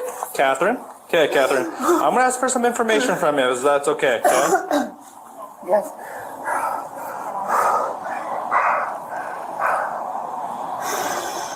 All right, Kathryn, how do you spell your first name? Kathryn. Last name? Restelli. Restelli. Okay, what's your date of birth? December 15th, 1987. 1987? Okay, just stay sitting right here, okay? I'm just going to keep you guys just separate until we can kind of go through an interview process with you guys, okay? Sure. I appreciate it. All right, ma'am? Ma'am? Is it okay if I just have you just off the phone just for a second? Yeah, Richard, let me call you right back. The police officer asking me to be off the phone. Yeah, just for right now, just kind of while we're going through a process with you guys. That's fine. I do need to get some information from you. Can I get your first and last name? Tracey, Tracey. Last name? Grist, Grist. ST? Does this look correct? Yes. Okay, what's your date of birth? 5/28/65. Okay. Yeah, just for right now, I'm just going to be asking you just to stay off your phone, okay? I'm calling my friend who's an attorney because I'm worried about my son. Okay. Who's son? Is this son over My here? son. Okay. You guys will be more than welcome to give them a call. This is like a friend attorney or? Yes. Okay. Just give us a second, then I'll let you make a phone call if that's okay. Yes. Okay. I'm not saying that you guys won't be able to make phone calls. Just for right now. Okay. Okay. All right, man. I'm gonna get some information from you. You mind just hanging out with those two for a second? Let me get your first and last name. Kevin. Kevin. Grist, is it? Ellis. Oh, sorry, what was it? Ellis. Ellis? Yes. Okay, and what's your date of birth? 11/13/90. Okay, does this look correct? Yes. Okay. Do we need to notify 1J? Or 5J1? Yep. You want me to make the call? You got it? Okay.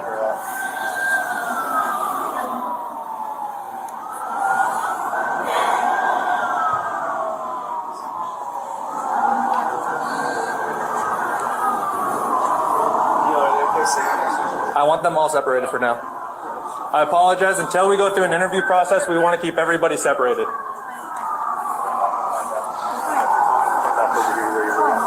Sorry, just until we gotta go through an interview process, we typically will keep all parties separated. He'll stay right here with me, and I'll just have you just stay separated for right now. And then I have no idea what to do, so don't say anything. Hey, we need people not to talk to each other right now, okay? I know this is a hard situation, but we really need to be patient so we don't have to move you guys around, okay? All right? Huh? Good.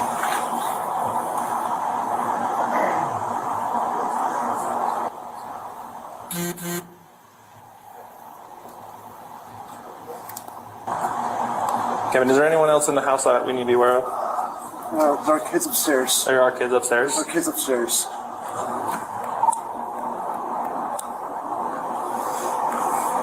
How old are they? Young. How old are your kids, Kate? We have kids upstairs. Okay. Y'all notice how feverishly she is writing, y'all? I always find it interesting. I always want to know, what are you writing? 2 kids. How many? 2. No more questions Who's this with time, them? Your Honor? Cross? Yes, Your Honor.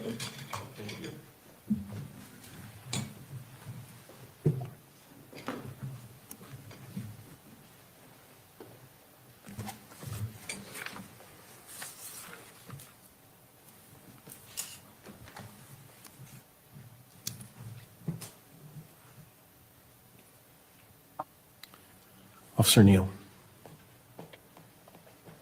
So you hadn't been an officer very long when this event took place, is that right? Oh, here we go. And, but you were following some protocol, weren't you? Yes, I was. One of the protocols was to separate persons at a scene, is that right? That is correct. Is that something you're taught?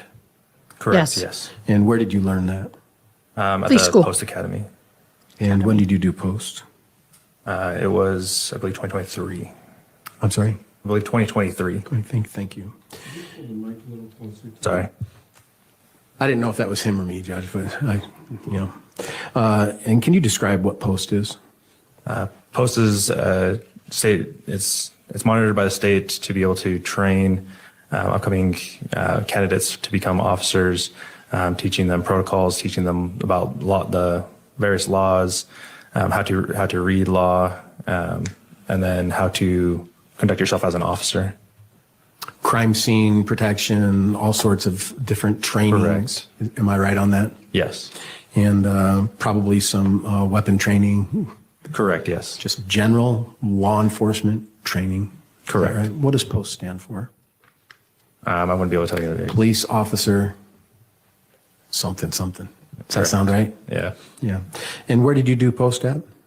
It was up in Sandy at the State Post Center. Yep, that's one of the more popular post sections, isn't it? It is. And as part of your investigation in this case, you separated the persons who were there, correct? Correct. Yes. And you also had some interaction with law enforcement to assure that you were properly protecting the crime scene. Is that correct? Correct. Yes. And then also you wrote a report. Is that right? I did. Yes. And have you had an opportunity to review your report? Not today. No. No, did you do it in the past few days in preparation for today's trial? I did. Yes. Okay. And in your report, do you recall when you completed your report? Like the time? Yeah. I don't recall the exact time. Did you do it on a different day? Did you do it on that shift? Do you recall when you did that? I wouldn't be able to tell you the exact time, like the exact day of time. Do you have your report on you? I do not. May I put have a you copy witness for here? you.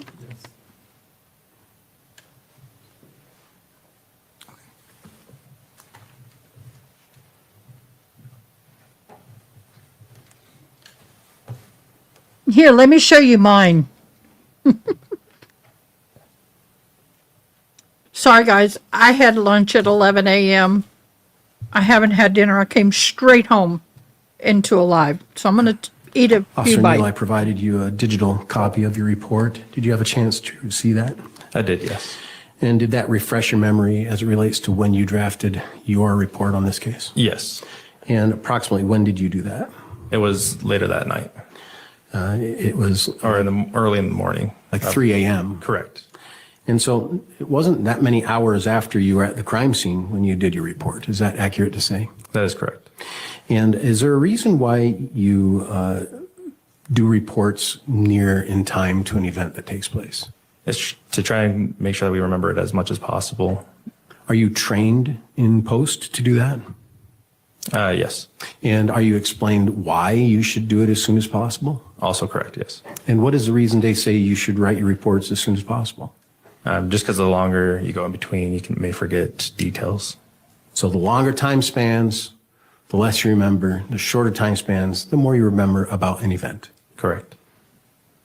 On this particular event, you had yourself, Officer Laycock, Officer Stimson, and Officer Guerrera, correct? That is correct. And were there more that came throughout the evening? Yes, it was. And on still shot 49, could we pull up 49? I think that's the right one.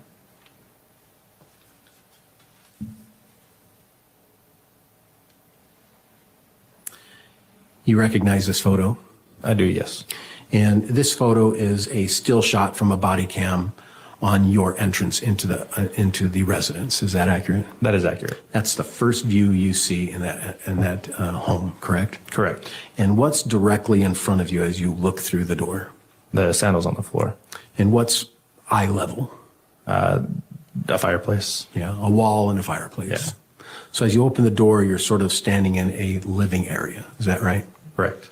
All right. And is this picture what you recall in your own mind? Correct. Thank you. I have no further questions. Thank you. Any redirect? Just real quick. When you entered the residence, did you see a screen on the door? On the door of the residence? Yes. I don't recall. That could show State's Exhibit 49. You see what do you see in this picture? Just an open doorway. You see a screen in front of it? No. What do you see on the right? Right. I know what I saw when I came into the residence, but I don't recall like right immediately inside. Okay. No further questions, Your Honor. Will this witness be excused? Yes. Yes, Your Thank you, Honor. officer. Call your next witness, Mr. Thomas. So we'll call Detective Nikosha. Detective Nikosha. And maybe he be excused from his subpoena, Your Honor. Any objection? No. You're excused, officer. Thank you.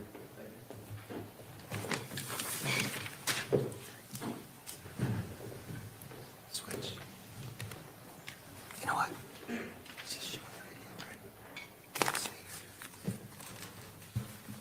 Officer Nikosha, if you come forward, I'll swear you in. Raise your right hand. You swear or affirm under the laws of the state of Utah on penalty of perjury that the testimony given in this matter today will be true and correct, so help you God. Yes. Thank you. Please have a seat up there. Be a water bottle if you need it. Give the attorneys just a moment. They're having a quick conference and we'll get started on it. So for me, the most interesting fact that came out of that testimony is where the holster of that gun was. Because if you're going to grab it off a shelf, you're going to grab it, you're going to pull the weapon from the holster, and now you got something in both hands. Most likely, if you're going to be using it quickly, you're going to drop one and go that way. Just saying, in my humble opinion. You can agree with me, you can disagree. Comment in the comments. It's okay if you don't agree. We do encourage people to share their opinions, even when they're not the same. As long as we're respectful, we can agree to disagree. But if you really think logistically, you're not going to shove it in your pocket. Not with that kind of timing. Miss Carol, ask your husband about that question, about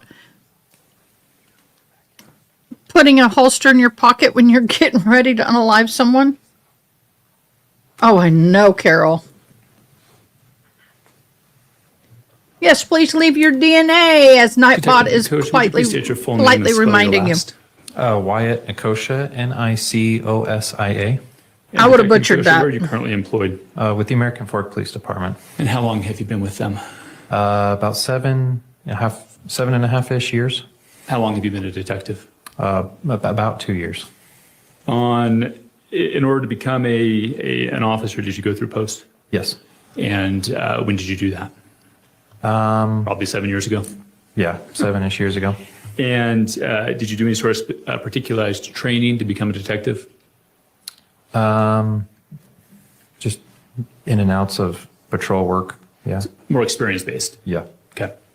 What were your duties on July 12th of 2024? At the time I was called out and was asked to help with the investigation of this case. Okay. And what were your overall duties? Were you on patrol then? Were you a detective? I was in investigations as a detective. Okay. And what were you asked to do when you were called out on this case? I was told that an individual was going to be coming to the police department, and I was asked to prior to that interview. Okay. Did you ever go to the scene? Prior to that interview? No. Okay. And who did you meet with on the evening of the 12th? His name was Mr. Kevin Ellis. And did you conduct an interview with him? Yes. Did you record that interview with your body cam? Yes. Your Honor, at this time, the state would move to admit State's Exhibit 89, the interview with Kevin Ellis. 89. Yes. Thank you. Any objection? No. Thank you. So admitted. State would move to publish. So ordered.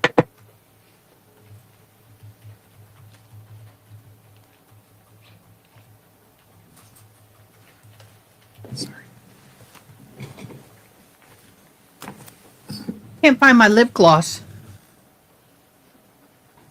If we pause that there for a second. I said the evening of the 12th. It looks like it might have been the early morning hours of the 13th. Is that? Yeah, it looks from like the timestamp, it was, I mean, just past midnight. Okay. And who's that individual in front of you? At the time, that was Mr. Kevin Ellis's attorney. I believe his name was Richard Bernard. Okay, thank you. Go ahead.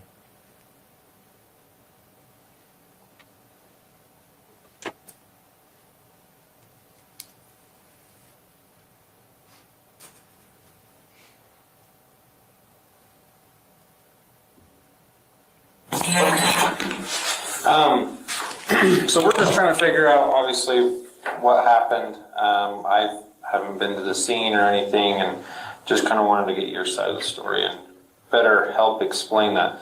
Obviously, you're here at the police department, so you're kind of being detained at the time as we're questioning and everything. So I just want to make sure you're aware of your rights. Obviously, your lawyer's already here, and he's present with you, but I just want to make sure we got all of our bases covered. So I'm just going to read this. Doesn't mean you're under arrest or anything, just means you're aware of your rights, okay? So you have the right to remain silent. Anything you say can and will be used against you in a court of law. You have the right to talk to a lawyer and have the lawyer present with you while they're being questioned. If you're going to afford to hire a lawyer, one will be appointed to represent you before questioning if you wish. You can decide at any time to exercise these rights and not answer any questions or make any statements. Do you understand your rights as I have explained to you? Yes. Okay. Having these rights in mind, are you willing to answer some of my questions? Yes. Okay. What can you tell me about tonight? I was afraid for my life and I shot in self-defense. Okay. Tell me more about that. Under the advice of counsel, I declined to answer. Okay. Okay. Anything else that you want to tell me that you would think help in this investigation or? Under the advice of counsel, I declined to answer. Okay. All right. I can proffer some things to you. Okay. The victim was an armed intruder wielding a knife. There was a short distance from him when he shot. Okay. So just to clarify, he was an armed intruder with a knife. Entered the house without permission.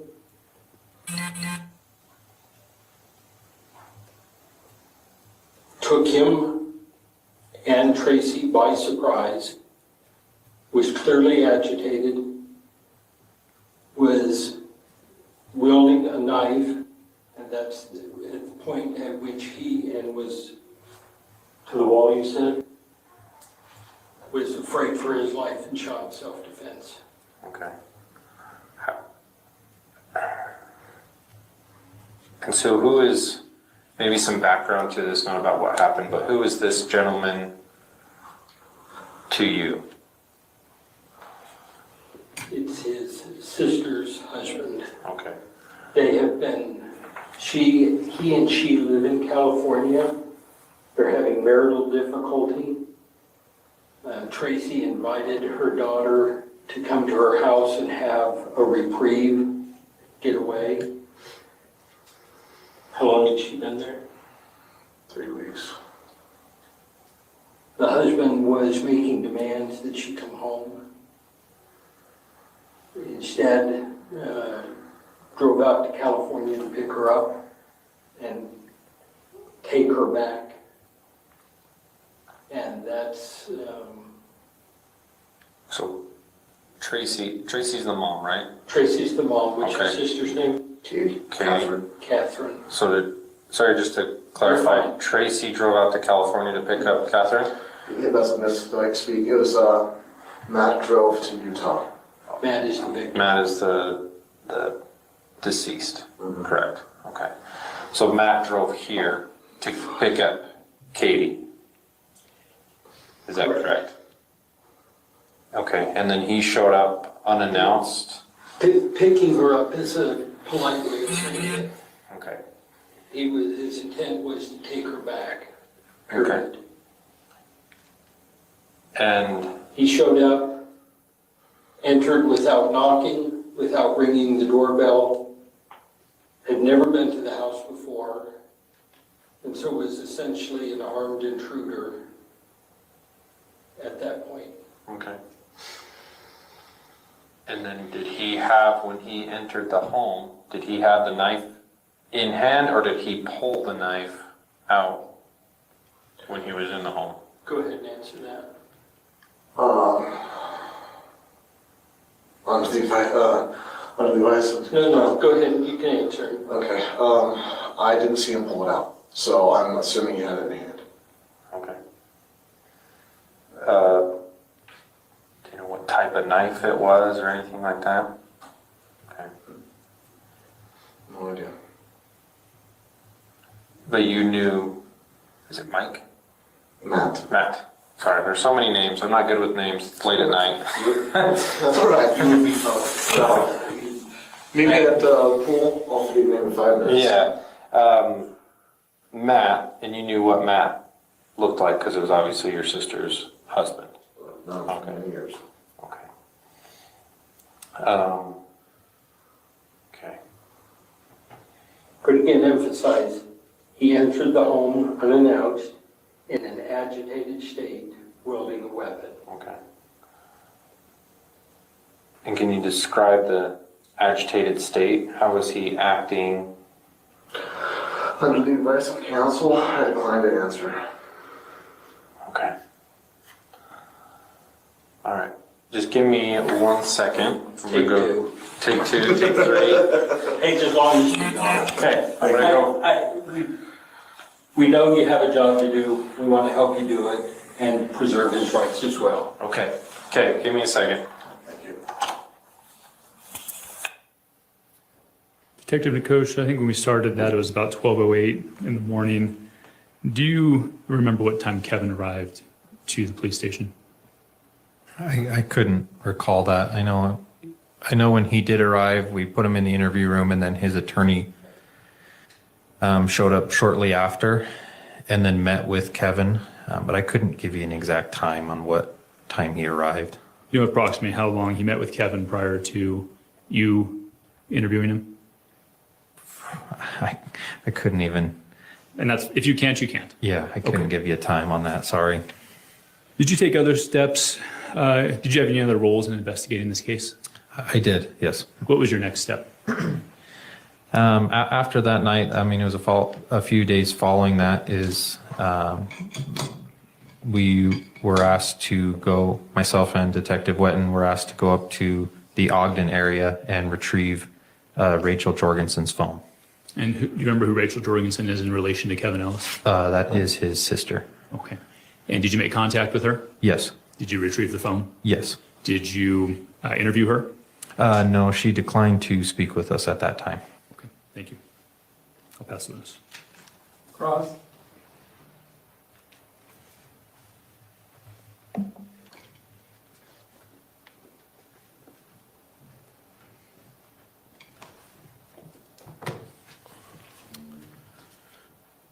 Just to be clear, Officer Nicosh. Okay. When we saw the body cam just a moment ago, you were following the attorney, Richard Bernard, correct? That is correct. So had Mr. Bernard already met with Kevin at that point in time? I don't recall if he, I believe so, he had met with her, or sorry, him. But I don't know why or who he was talking to from there. Okay. And so you read him his Miranda rights? Correct. Is that something you learned at Post? Yes. And as part of Post, did you also learn how to interview persons?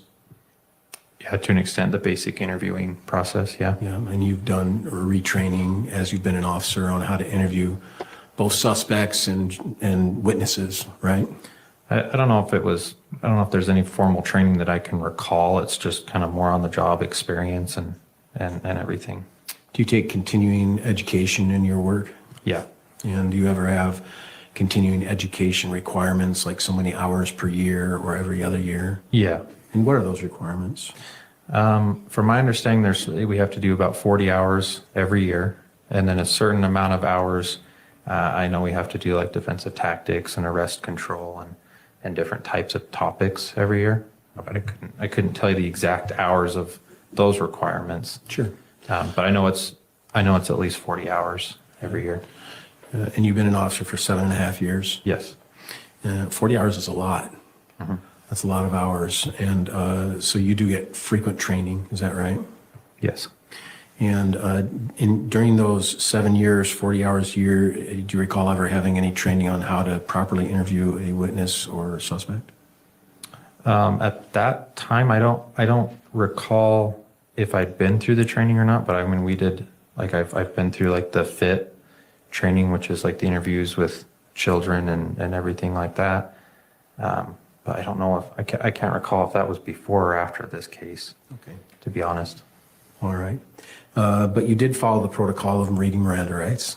Yes. Right? And as part of your process in this, you also had an opportunity to write a report. Mm-hmm. And do you remember when you wrote the report on this case? I want to say it was that following morning. Like, I remember I didn't sleep. It was, we interviewed, and then early hours of the morning, I typed this up. At the end of the shift or close to the end? Yeah. Yeah. And is there a reason you didn't wait to write that report, like when you later had instructions from Officer Nordine or someone else? I know because Mr. Kevin Ellis was arrested that night, or that morning, I guess, we were informed by our supervisors that these reports needed to be completed as soon as possible, and so we could get everything submitted to the county attorney to not delay the process from there. Sure. In your training, are you told to write reports shortly after events? Yes. Yeah. Are you encouraged to write them for better memory? Yes. Is that your training, that the closer to the event you write your report, the better you have a memory of it? Mm-hmm. And with my own experience as well, right? If we wait too long, it's like I don't remember anything. So it's sort of a natural thing, isn't it? Yep. Yeah.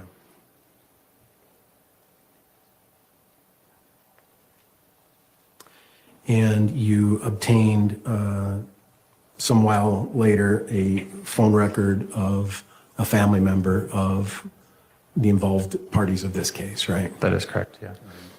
I have no further questions. Thank you. Thank you. Redirect.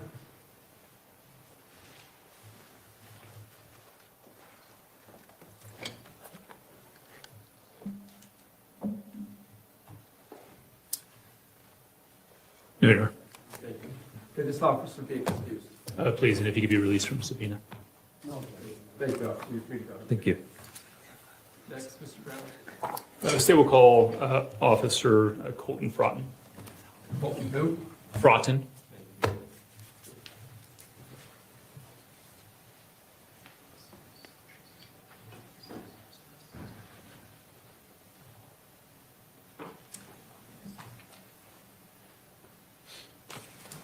If I was sitting on the jury, one of the questions I would be asking myself is, I need more clarification on the weapon. Mr. Ostradian, do you swear or affirm under the laws of the state of Utah penalty of A perjury? lot more clarification on weapon. Yes. Thank you. Please have a seat up there.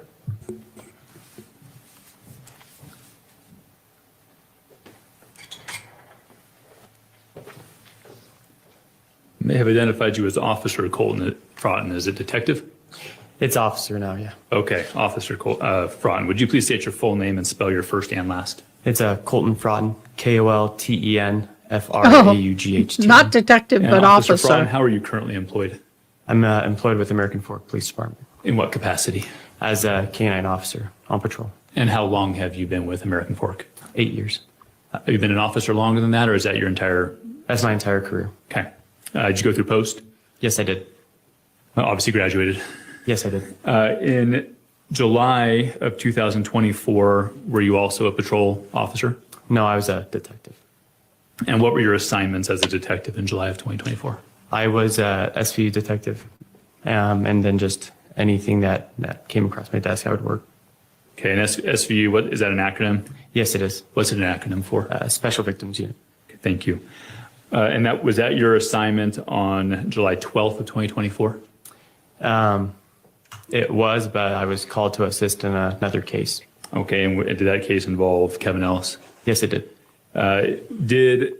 What assignments did you receive on July 12th of 2024? I got a call pretty late at night just to assist patrol in a case that they were working. I arrived at 114 South 92 East, I believe, and I was asked to transport Tracey Grist to the American Fork Police Department. Okay, and did you do that? Yes, I did. And upon arriving at the police station, what did you do? After that, I was asked to interview her just on what had happened that night. Okay, and did you do that? Yes, I did. Did you wear a body cam during your interactions with Ms. Grist? Yes, I did. And did that accurately capture your interactions with Ms. Grist? Yes, it does. Have you reviewed it since that time? Yes, I have. Your Honor, at this time, I would move to admit 2 clips, states 90 and 91, which are both body cam footage. Any objection? No, Your Honor. Thank you, so ordered. Permission to publish? Yes. And we'll start with 90, please.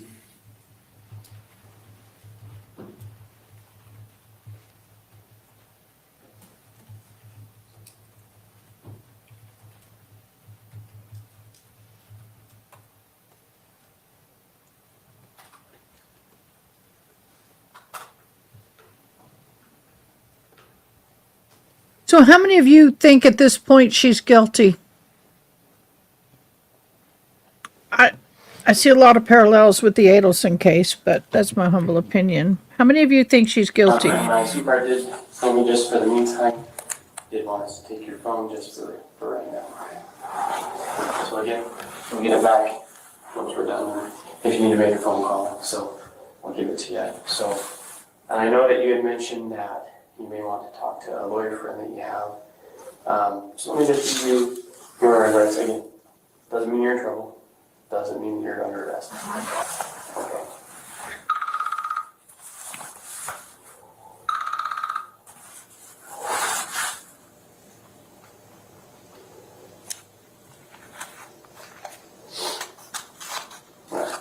So you have the right to remain silent. Anything you say can and will be used against you in a court of law.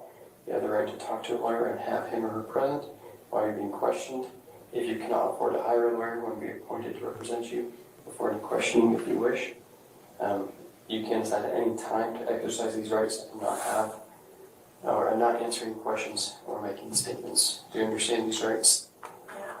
Having these rights in mind, do you still want to talk to me, or do you still want to have that lawyer present or being talked to? I can talk a little. Okay, sounds good. So, what exactly were you there for? It's my house. It's your house? Your daughter was just visiting, staying for a visit? Okay. Was you planning on staying the night, or? My daughter, she lives in California. Oh, gotcha. So she's visiting from California. Okay. And was she there with her husband? No? Okay. He's awful.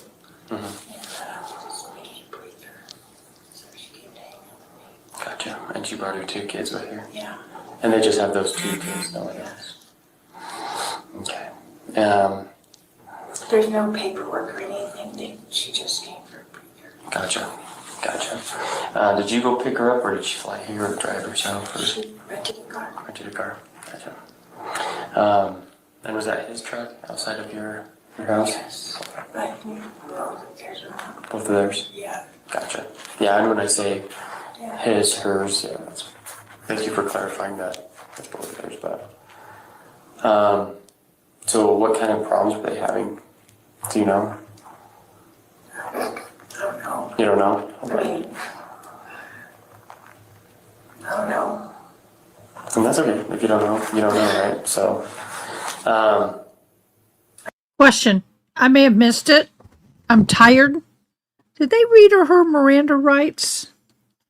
Because, Boo, if they read you your Miranda rights, anything you say is going to be used against you. And FYI, any one of us who ever finds ourselves in a room like that with cameras, even though that they may not have read the Miranda rights, everything is okay. They did. So I thought they did. Even though they may not read you your Miranda rights, if you're sitting anywhere in a room that has maybe a window that's a mirror finish and, you know, you got these god-awful table and a couple of chairs and you got cameras in the corner, you shut your mouth. Don't say a word. Even if they don't read you your Miranda rights, do not talk without attorney present. Because, honey boo, you are a person of interest. And they may not have enough information to read you your rights, but the more you talk, the more information they get, and it will happen. So, she should have shut up. I don't know when people are going to learn this. Shut up. Even if you think you're going to help somebody, if you're in a room like that and there's cameras, you're being recorded in any way, get an attorney. My humble opinion. I mean, I have an idea, but it's so nebulous, so I don't know. Gotcha. Well, sometimes little details for us kind of paint the picture and to what exactly happened, right? So that's why I ask. When did he get here to Utah? Do you know? I think about a little bit after 10. A little bit after 10. Okay.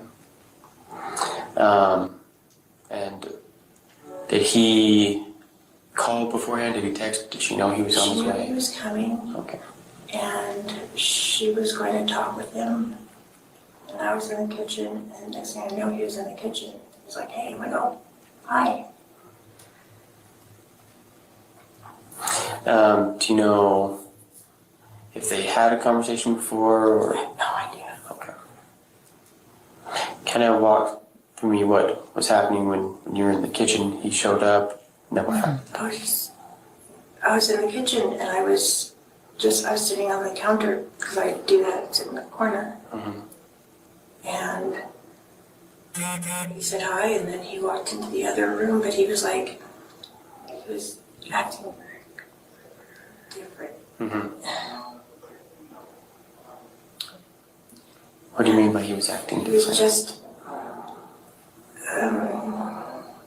how agitated. Mm-hmm. I would say agitated.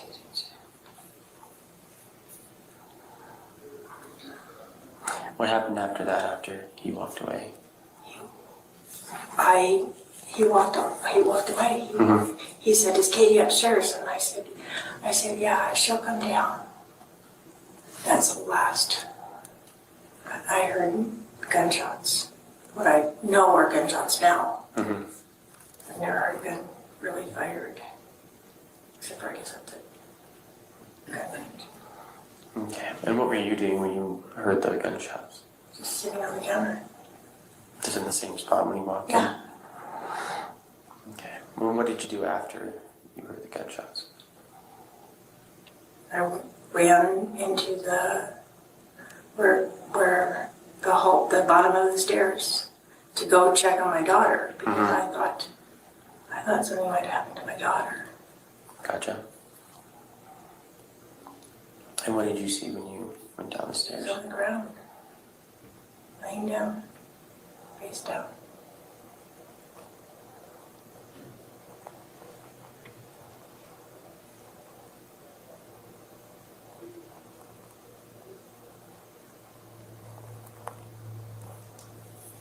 And then what happened?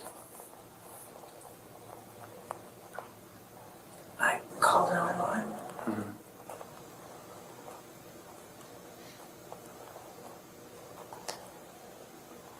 What was your daughter doing when you came downstairs? When I came down to what? Yeah, when you came I down the went stairs. upstairs. Oh, sorry, my apologies.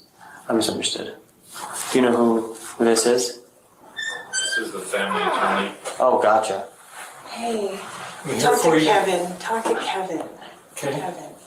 So could you take him to Kevin, please? There you go. Is that the guy that you were talking about? Yeah. Oh, perfect. There you go. He's here. Do you want him present? No. Okay, perfect. Sorry, when you had, I thought you I had was said that you went kitchen on the main downstairs. floor. Gotcha. So you went upstairs, took a seat, when you heard the gunshots. My apologies, I misunderstood you No, there. Everything happened on the main floor. Mhm. I was in the kitchen, down in the hallway, and then, I, went upstairs, and I just said, stay here, don't come downstairs, no matter what, don't come downstairs. And that was to, My daughter Katie, okay. because I didn't want her to see. Okay, I'm gonna just, because obviously I was confused somewhere, so I'm just gonna back up a little bit.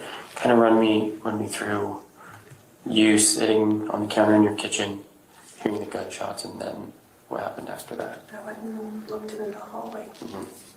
Or I went to the bottom of the stairs, and that's the hallway, Mhm. and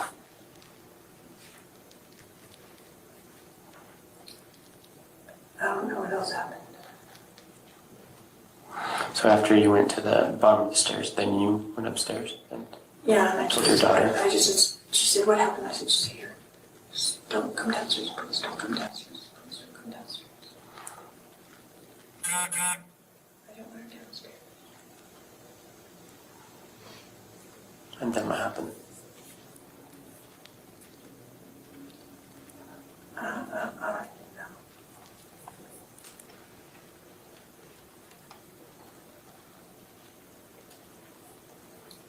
All right. What happened to the CPR? I know I called 911. Mhm. And they asked if I do CPR, and I was just looking at him on the ground. And then the doorbell rang. Mhm. Because I think the neighbor upstairs, Caitlin, heard a noise because she asked me if I was okay. I saw when I went to call. She said, is everything okay? So.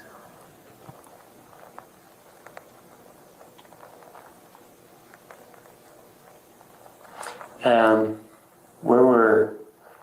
what's your daughter's name? Sorry, I don't want to keep referring to her as your daughter, Katie. Okay, and you probably mentioned that, but or Caitlin, and I didn't want to get confused. Where were Caitlin's kids at when this happened? Sleeping. Okay, and that's on the upstairs level. Okay. Where was Kevin at when this was going on? I have no idea.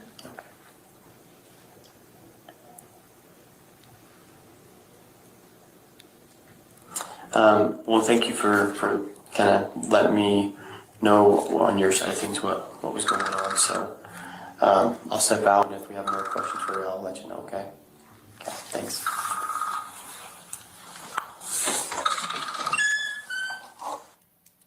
Did you end up having more questions for her? Yes, I did. So did you go back in? Yes, I did. Permission to publish states 91? Any objection? No. Just for the first 2 minutes and 49 seconds, please.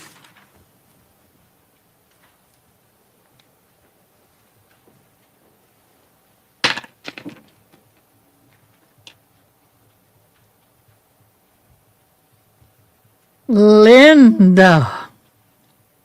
Yeah, I'm so excited. I found my charm bracelets that have been missing. I got two, one for my son, one for my daughter. And every time they had a first in their life up to a certain point, when they were babies. Yep. You can pause it now, there for a second. What time is it now? 1:44. On the 13th. Correct. You remember what time you ended your interview on the previous body cam? I did not. Now she has the attorney with her, is that correct? That's correct. All right, I'm going to play that. Now you get the attorney. Okay. Boo. You're doing it backwards, honey. You get the attorney before you talk. This attorney don't look too happy at 1 a.m. Is this 1 a.m? Oh, my ever-loving Lord.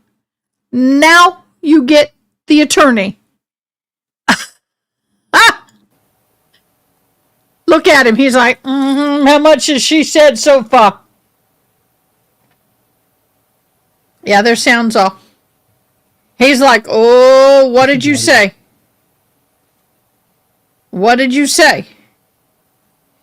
Girl, you called me a little late, my dear. Just back that up 10 seconds. I don't know, not at all. Okay. A little bit more, please. So in shock. You know, I just wanted to kind of give some time to think. I know you were saying a lot of I don't knows and stuff like that, but is anything else kind of come to your mind right now? No, not at all.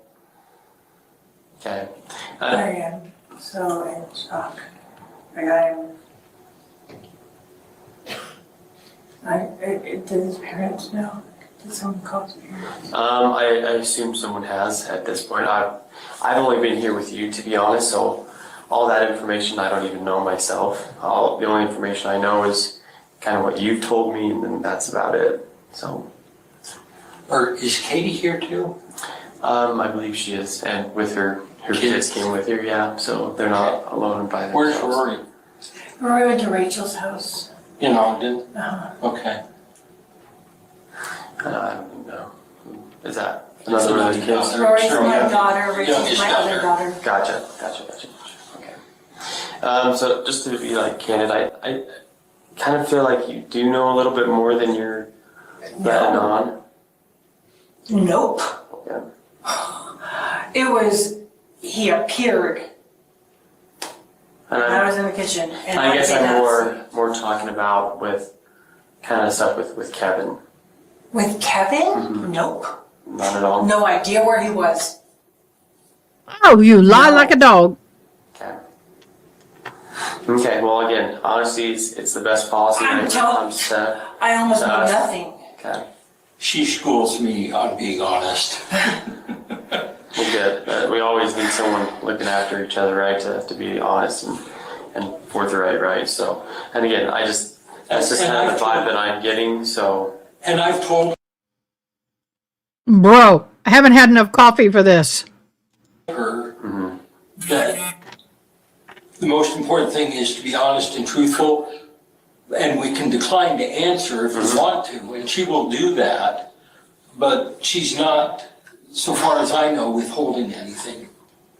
Gotcha. Well, of course you. I just wanted to come in here and Do you think she's going to tell you? No. see if you did remember anything, because again, like I said, I know you were saying like a lot of I don't knows, and so I just wanted to see if you remembered anything else and talk you with a little bit, but nothing comes to mind at all. I interacted with Matt for like maybe 3 seconds. Mm-hmm. And I didn't see Kevin. And Matt went around the corner and by the time I got, I don't even know, I didn't see anything. All I heard was noise. What were the noises that you were hearing? The shots. That was the only Yeah. noises? There was no conversation, no confrontation at all? Not that I heard. Gotcha. Have you been to the house? Do you know the layout? I haven't, so I got to the house, but I never went in. The most I did was walk up to Tracey and say, hey, well, they want me to take you to the police department. That was about it. Okay. So literally bare minimum as far as information from you goes, so. Okay, all right, well, that's all that I wanted to ask. If you want to Sure, go back, no, that's fine. Kevin, hang out, or? Kevin, he's just exhausted. I'll leave him alone for a minute and let him close his eyes, and I'll walk back down there in a few minutes and just visit with Tracy. Not a problem, thanks. Wait. I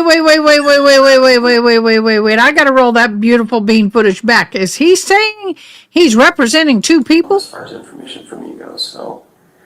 Okay, all right, well, that's all that I wanted to ask. If you want to go back. Sure, no, that's fine. Kevin, hang out, or? Kevin, he's just exhausted. I'll leave him alone for a minute and let him close his eyes, and I'll walk back down there in a few minutes and just visit with Tracy. Not a problem, thanks. I'm no lawyer, but I'm shocked that one lawyer is handling both people. I'm going to research that. Is that a conflict? We're not recording, are we? We were just because I was in there. Did you do anything else that evening? No, I did not. Well, yes, I did. Sorry. No more interviews though, right? What's that? No additional interviews? No additional interviews. What additional things did you do? I collected DNA from Tracey, Kevin, and Caitlin. And how did you do that? We have buccal swabs. It's just where we stick a little like Q-tip in their mouth to get DNA that way, and collected fingernails with clippers. Did you take any other steps in this investigation as the days progressed? Yes, I did. What else were you assigned to do? On the 17th, we went back with a warrant, collected a couple more electronics. The day after, on the 18th, we had another warrant to seize a AirTag, which we found that was on the truck that was at the house belonging to Caitlin and her husband. And then later in October, I went to. Well, let's go with the 18th for a second before we move on. Did you perform a search of the truck consistent with that warrant? Yes, I did. Did you have your body cam? Okay, I pulled up my legal thing. I have a little legal thing. No, it's not ChatGPT per se, but it is a legal, kind of like a legal one. And it says technically possible, but legally problematic and rarely allowed in practice. The core issues are conflict of interest. A lawyer has an ethical duty to act in each client's individual best interest. If two people are connected to the same crime, their interests can easily be diverged.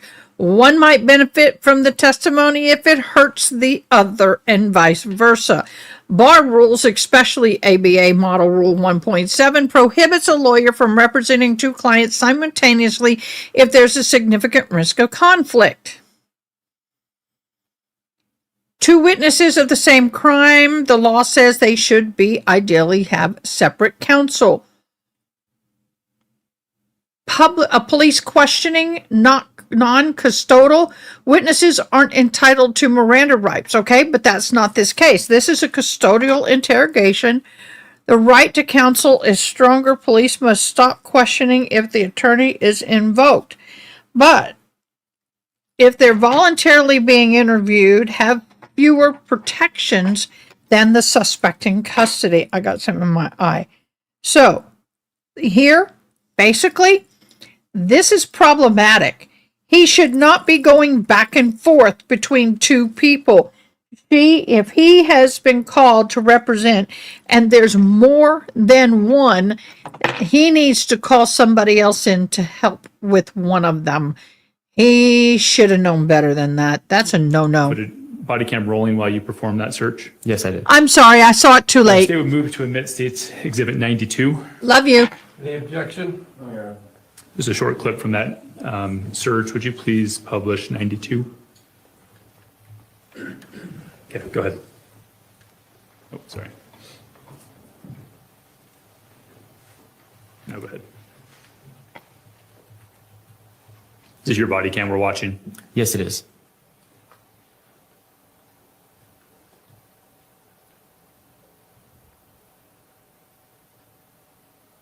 I'm looking, I don't see it. Who is that there with you? That is Detective Wetton. Thank you.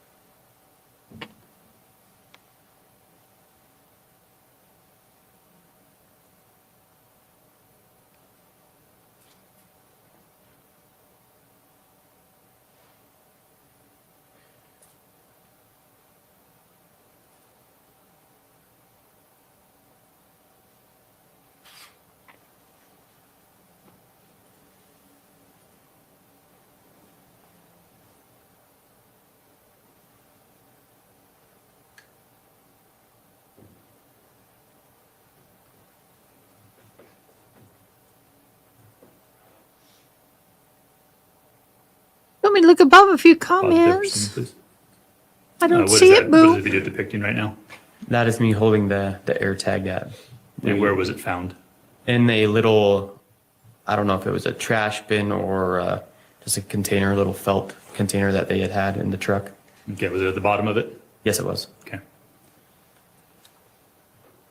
Did that end your involvement for the initial arrest of Kevin Ellis? Yes. Did you eventually participate further in this investigation? Yes, I did. What additional steps did you take? In October, we received another warrant to arrest Tracey Grist. And anybody else? Not as far as I was concerned. No. You were only assigned to one warrant? Yes, I was. Okay, thanks. Pass witness. Cross? This will be interesting. I am still shocked over the Counselor lawyer. Fromm, the first exhibit we looked at was your body cam interview with Tracey. You recall watching that just a few moments ago. Yes, I do. And in that interview, you read Tracey her rights, correct? Yes, I did. And she volunteered to answer questions you had. Yes, she did. And you seemed quite confused about some of her answers, didn't you? I did, yes. And is one of the reasons for that is because you hadn't been to the house and you didn't know like locations of anything? That's correct. And did Tracey try and respond to those to educate you on that? Yes, she did. And did she do a good job on that? Yes, I felt I understood her at the end. Yeah. And so she gave you the layout and she gave you what she did. Is that accurate? Yes. And you still had further questions and she was willing to answer those. Is that correct? That's correct. The second interview on your body cam, her attorney was present, right? That's correct. And she offered to speak with her attorney present, didn't she? Yes, she did. And the first thing you said to her virtually was that you felt she was holding things back, right? That's correct. Is that because you didn't understand? No, that was just the feeling that some things were being left out, and I just wanted to see if she would be willing to talk to me further. Like what were you feeling was left out? Just, again, a lot of her answers just were, I don't know, that she couldn't remember, so I was hoping that the time frame given could help her jog her memory, but just the feeling I was getting from her was that she was leaving some information out. Like what? Just kind of what I was talking about, like what was happening with Kevin, where he was at, and why. Over there. Yeah. Here. Well, I'm engaging you in examination. that's right? correct. So, I'm just addressing the jury, so. okay. I'll move over. Oh, he didn't like that. Let's look back at that again. I want to look back at that again. He did not like that. He didn't like him looking over there, but he has every right to. He's testifying to the jury. Nothing legally wrong with that behavior. Could help her jog her memory, but just the feeling I was getting from her was that she was leaving some information out. Like what?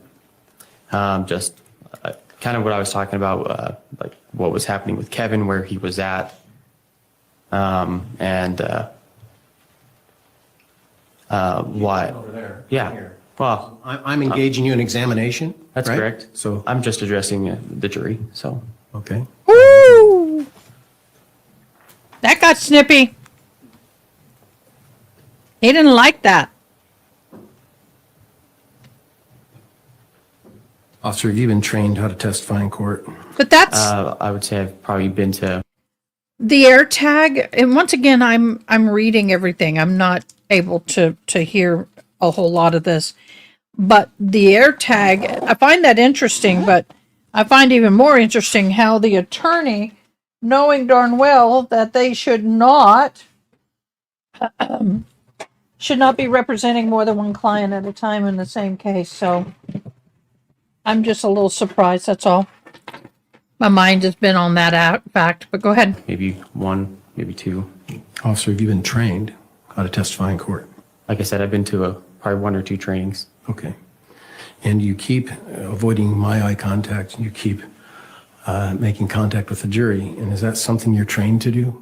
Yeah, when the trainings that I've gone to say to address the jury when asked questions. And why is that? That's just what they tell you to do. So they tell you not to address the person who you're engaging with a conversation. Your Honor, I'm going to object to Ooh, relevance. Your Honor, objection. Relevant. We'll allow, but I think you kind of beat that. Don't argue with the witness. All right, I'll let the horse go then, Judge. Officer, Ooh. my client is Tracey Grist. You understand that, right? Yes, I do. She cooperated with you when she was interviewed with you, correct? Yes, she did. When you collected the air tag,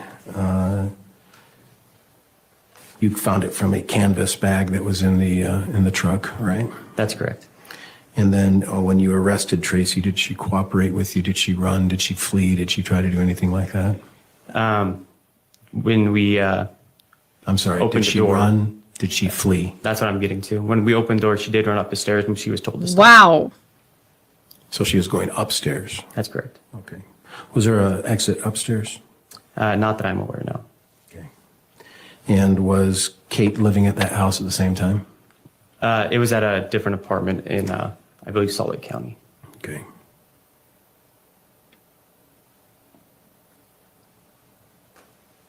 Officer Fraughton, did you attend post? Yes, I did. Did you write a report as it relates to your interactions on this case? Yes, I did. And on your first interaction, which was July 13th, early in the morning, did you write a report that day before your shift was over? I would have to look at my report to see when it was written, but I did write a report, yes, on that interaction on the 13th. You write your report short in time in relation to the events? I believe that it was a pretty long night. And again, I'd have to look and see exactly when I wrote my report. Have you been trained about writing your reports short in time in relation to events? I believe so, yes. Meaning not waiting a long time before you write the report? Yes. Here we What's go. the reason you're trained to do that? Just probably memory so that you're not forgetting anything. Have you been trained that if you wait more, then your memory lapses, and so it's better to write a report short in time to the event to ensure better memory? I would say so. Thank you.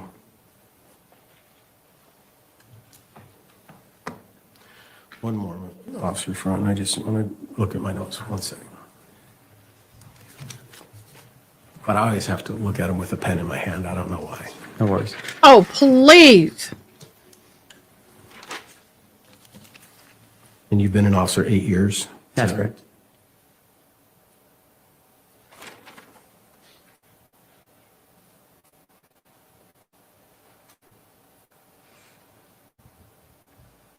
And just to clarify, in Exhibit 91, which is your body cam, she informed you that she didn't hear any confrontation and no conversation between her, between Kevin and the deceased Matthew Ellis. Is that right? That's correct.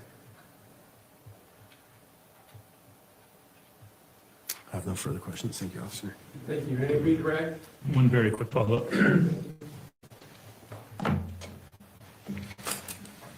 I'm getting close, yo. When writing your report, do you need tools available to you to refresh your memory?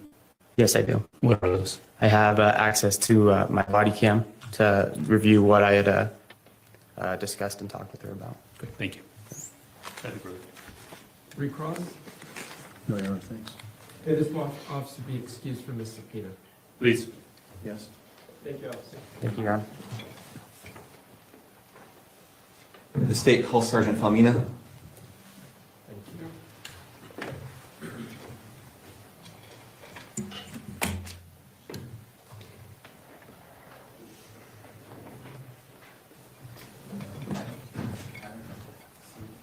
Yeah, sure.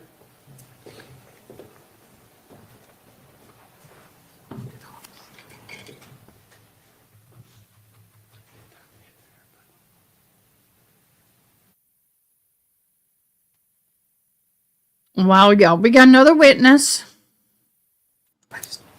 Good afternoon, Sergeant. How are you? Good. Would you please introduce yourself to the jury by telling them your name and where you're employed? Yes, my name is Jen Famuina, and I'm employed with the Utah Department of Public Safety. Would you mind spelling your last name for the record? Yes, of course. It is spelled Faumuina. How long have you been a law enforcement officer? I've been an officer now for 13 years. And what degrees do you hold? I hold a bachelor's degree as well as a master's degree from Weber State University. Okay. And what is your job title? My job title is I am a sergeant within our State Bureau of Investigation. And if I call State Bureau of Investigation SBI, are we good with that term? Yes. Okay. What is your role at SBI? What do you do? Yeah, so I supervise a team. We oversee threats, but some of the things I do, I also oversee our evidence response team as well as our 3D scanning team. Is the 3D scanning team related to the Faro technology? Yes, it is. And do you have specialized training to work with Faro? Yes. And what would be your experience level with Faro technology? Yeah, so I've been trained as a user for this technology as well as I'm also trained as a certified instructor for it. Thank you. Could you explain to the jury what a Faro scan is? Yeah, you bet. So a Faro scanner, what it is, it's like a really big, or I wouldn't say big, but it's a high precision 3D device that's placed on a tripod. That's right. She's looking at the jury. Let's see what he does when he gets to her. And with this device, it acts similar to like a flashlight. So when you have a flashlight, you know, it's going to illuminate things. But with this scanner, instead, what it's doing, it's actually capturing what it can see. But it can only capture whatever it's, what is in their line of sight. And so once it captures all that, it's then able to create basically a 3D digital version of the scene. But however, like I said, it's only within the line of sight. So for example, if we're to capture this courtroom here, what we'll do is that we'll actually move that scanner to other areas within this courtroom so that it can capture things that were not, I guess, were out of view or were blocked in some way from other locations. And with the points or with what it's capturing, it is then able to be combined together to create this final product, or what we like to call a 3D digital version of the scene, so that it allows others to see it as well as view it as it.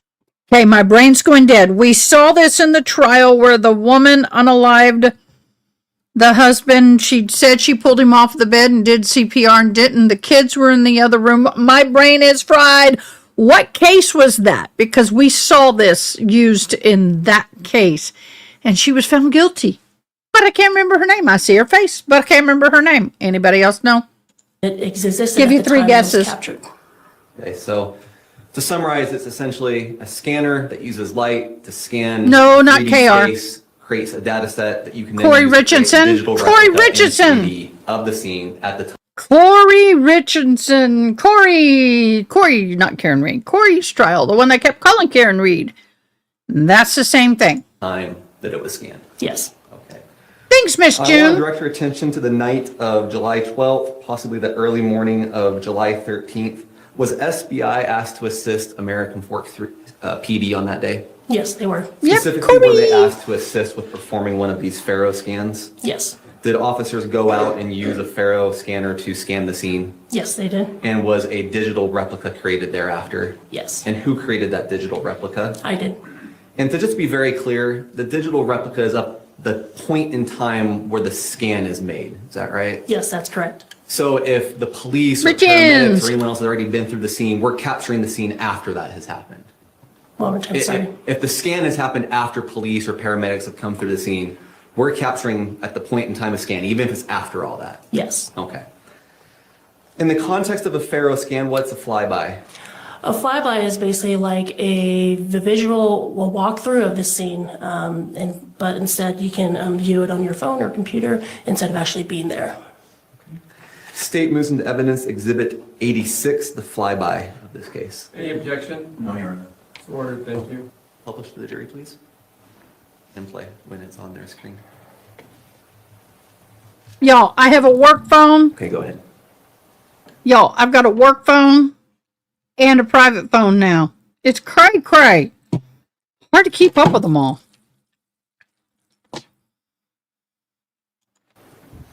Sorry.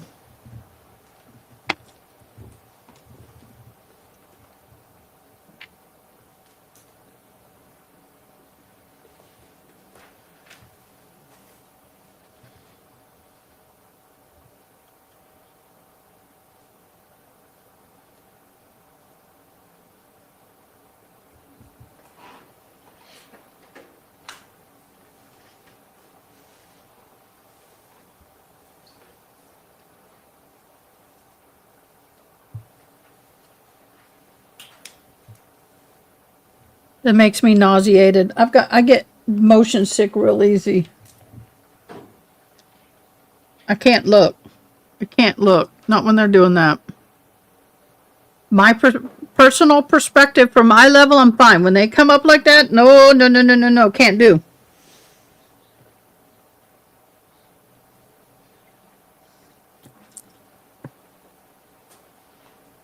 No, we can do.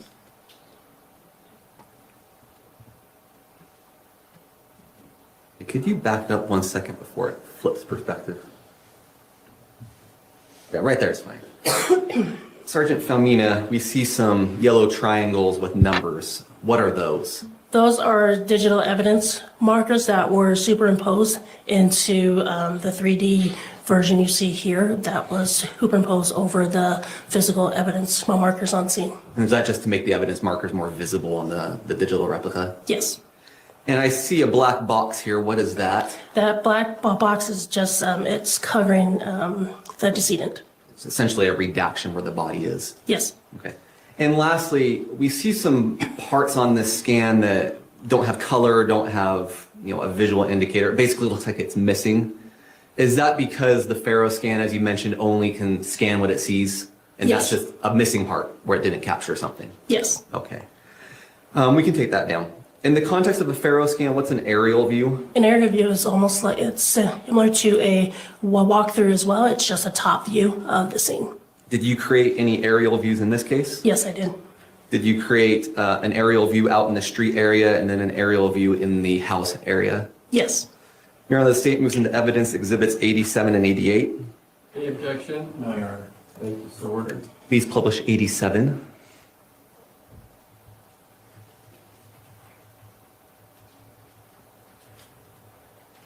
Okay, what is exhibit 87? This is the top view of the residence as well as the street view. Okay.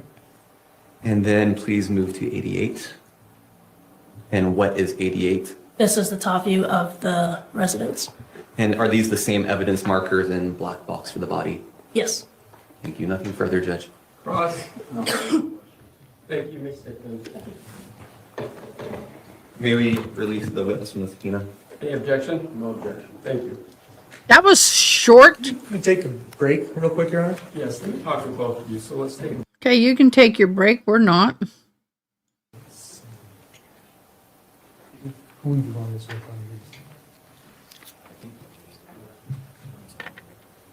on? All right, for the jury.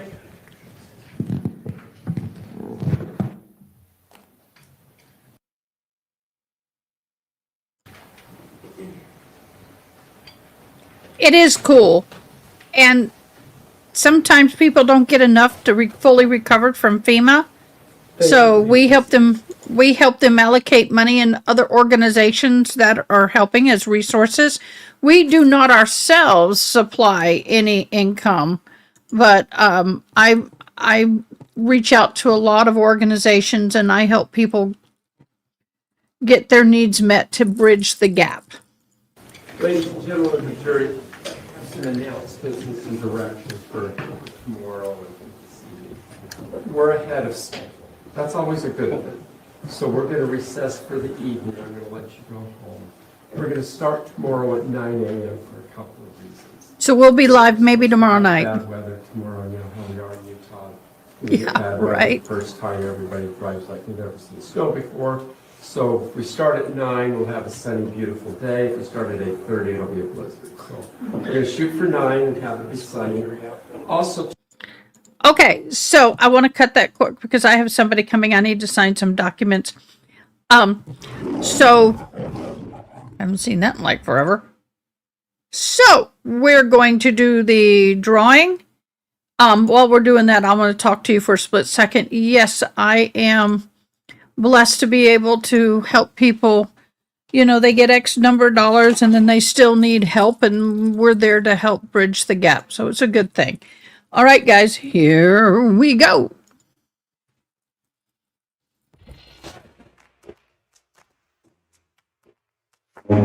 Y'all need to be entering. This is free. Carol! Oh, come on. Quit it. Come on, quit, let go. There we go. There we go. Congratulations, Carol. You guys comment. You got to like it. Give us a thumbs up and then comment, I liked. I know we got to wait till tomorrow, Carol. But here's the thing. I hope to go live tomorrow night. But my daughter is moving out of her college dorm and into a new apartment, her first apartment. I'm so excited for my daughter. But Saturday, I will be helping her move. Yes, I'll be helping my daughter move all day Saturday, but I may have to help her some Friday night, but I don't think so. I'm not sure. But I'll know. So keep an eye out. If we're going to go live, I will post it. Let's end the poll at 60% of you said you're not sure.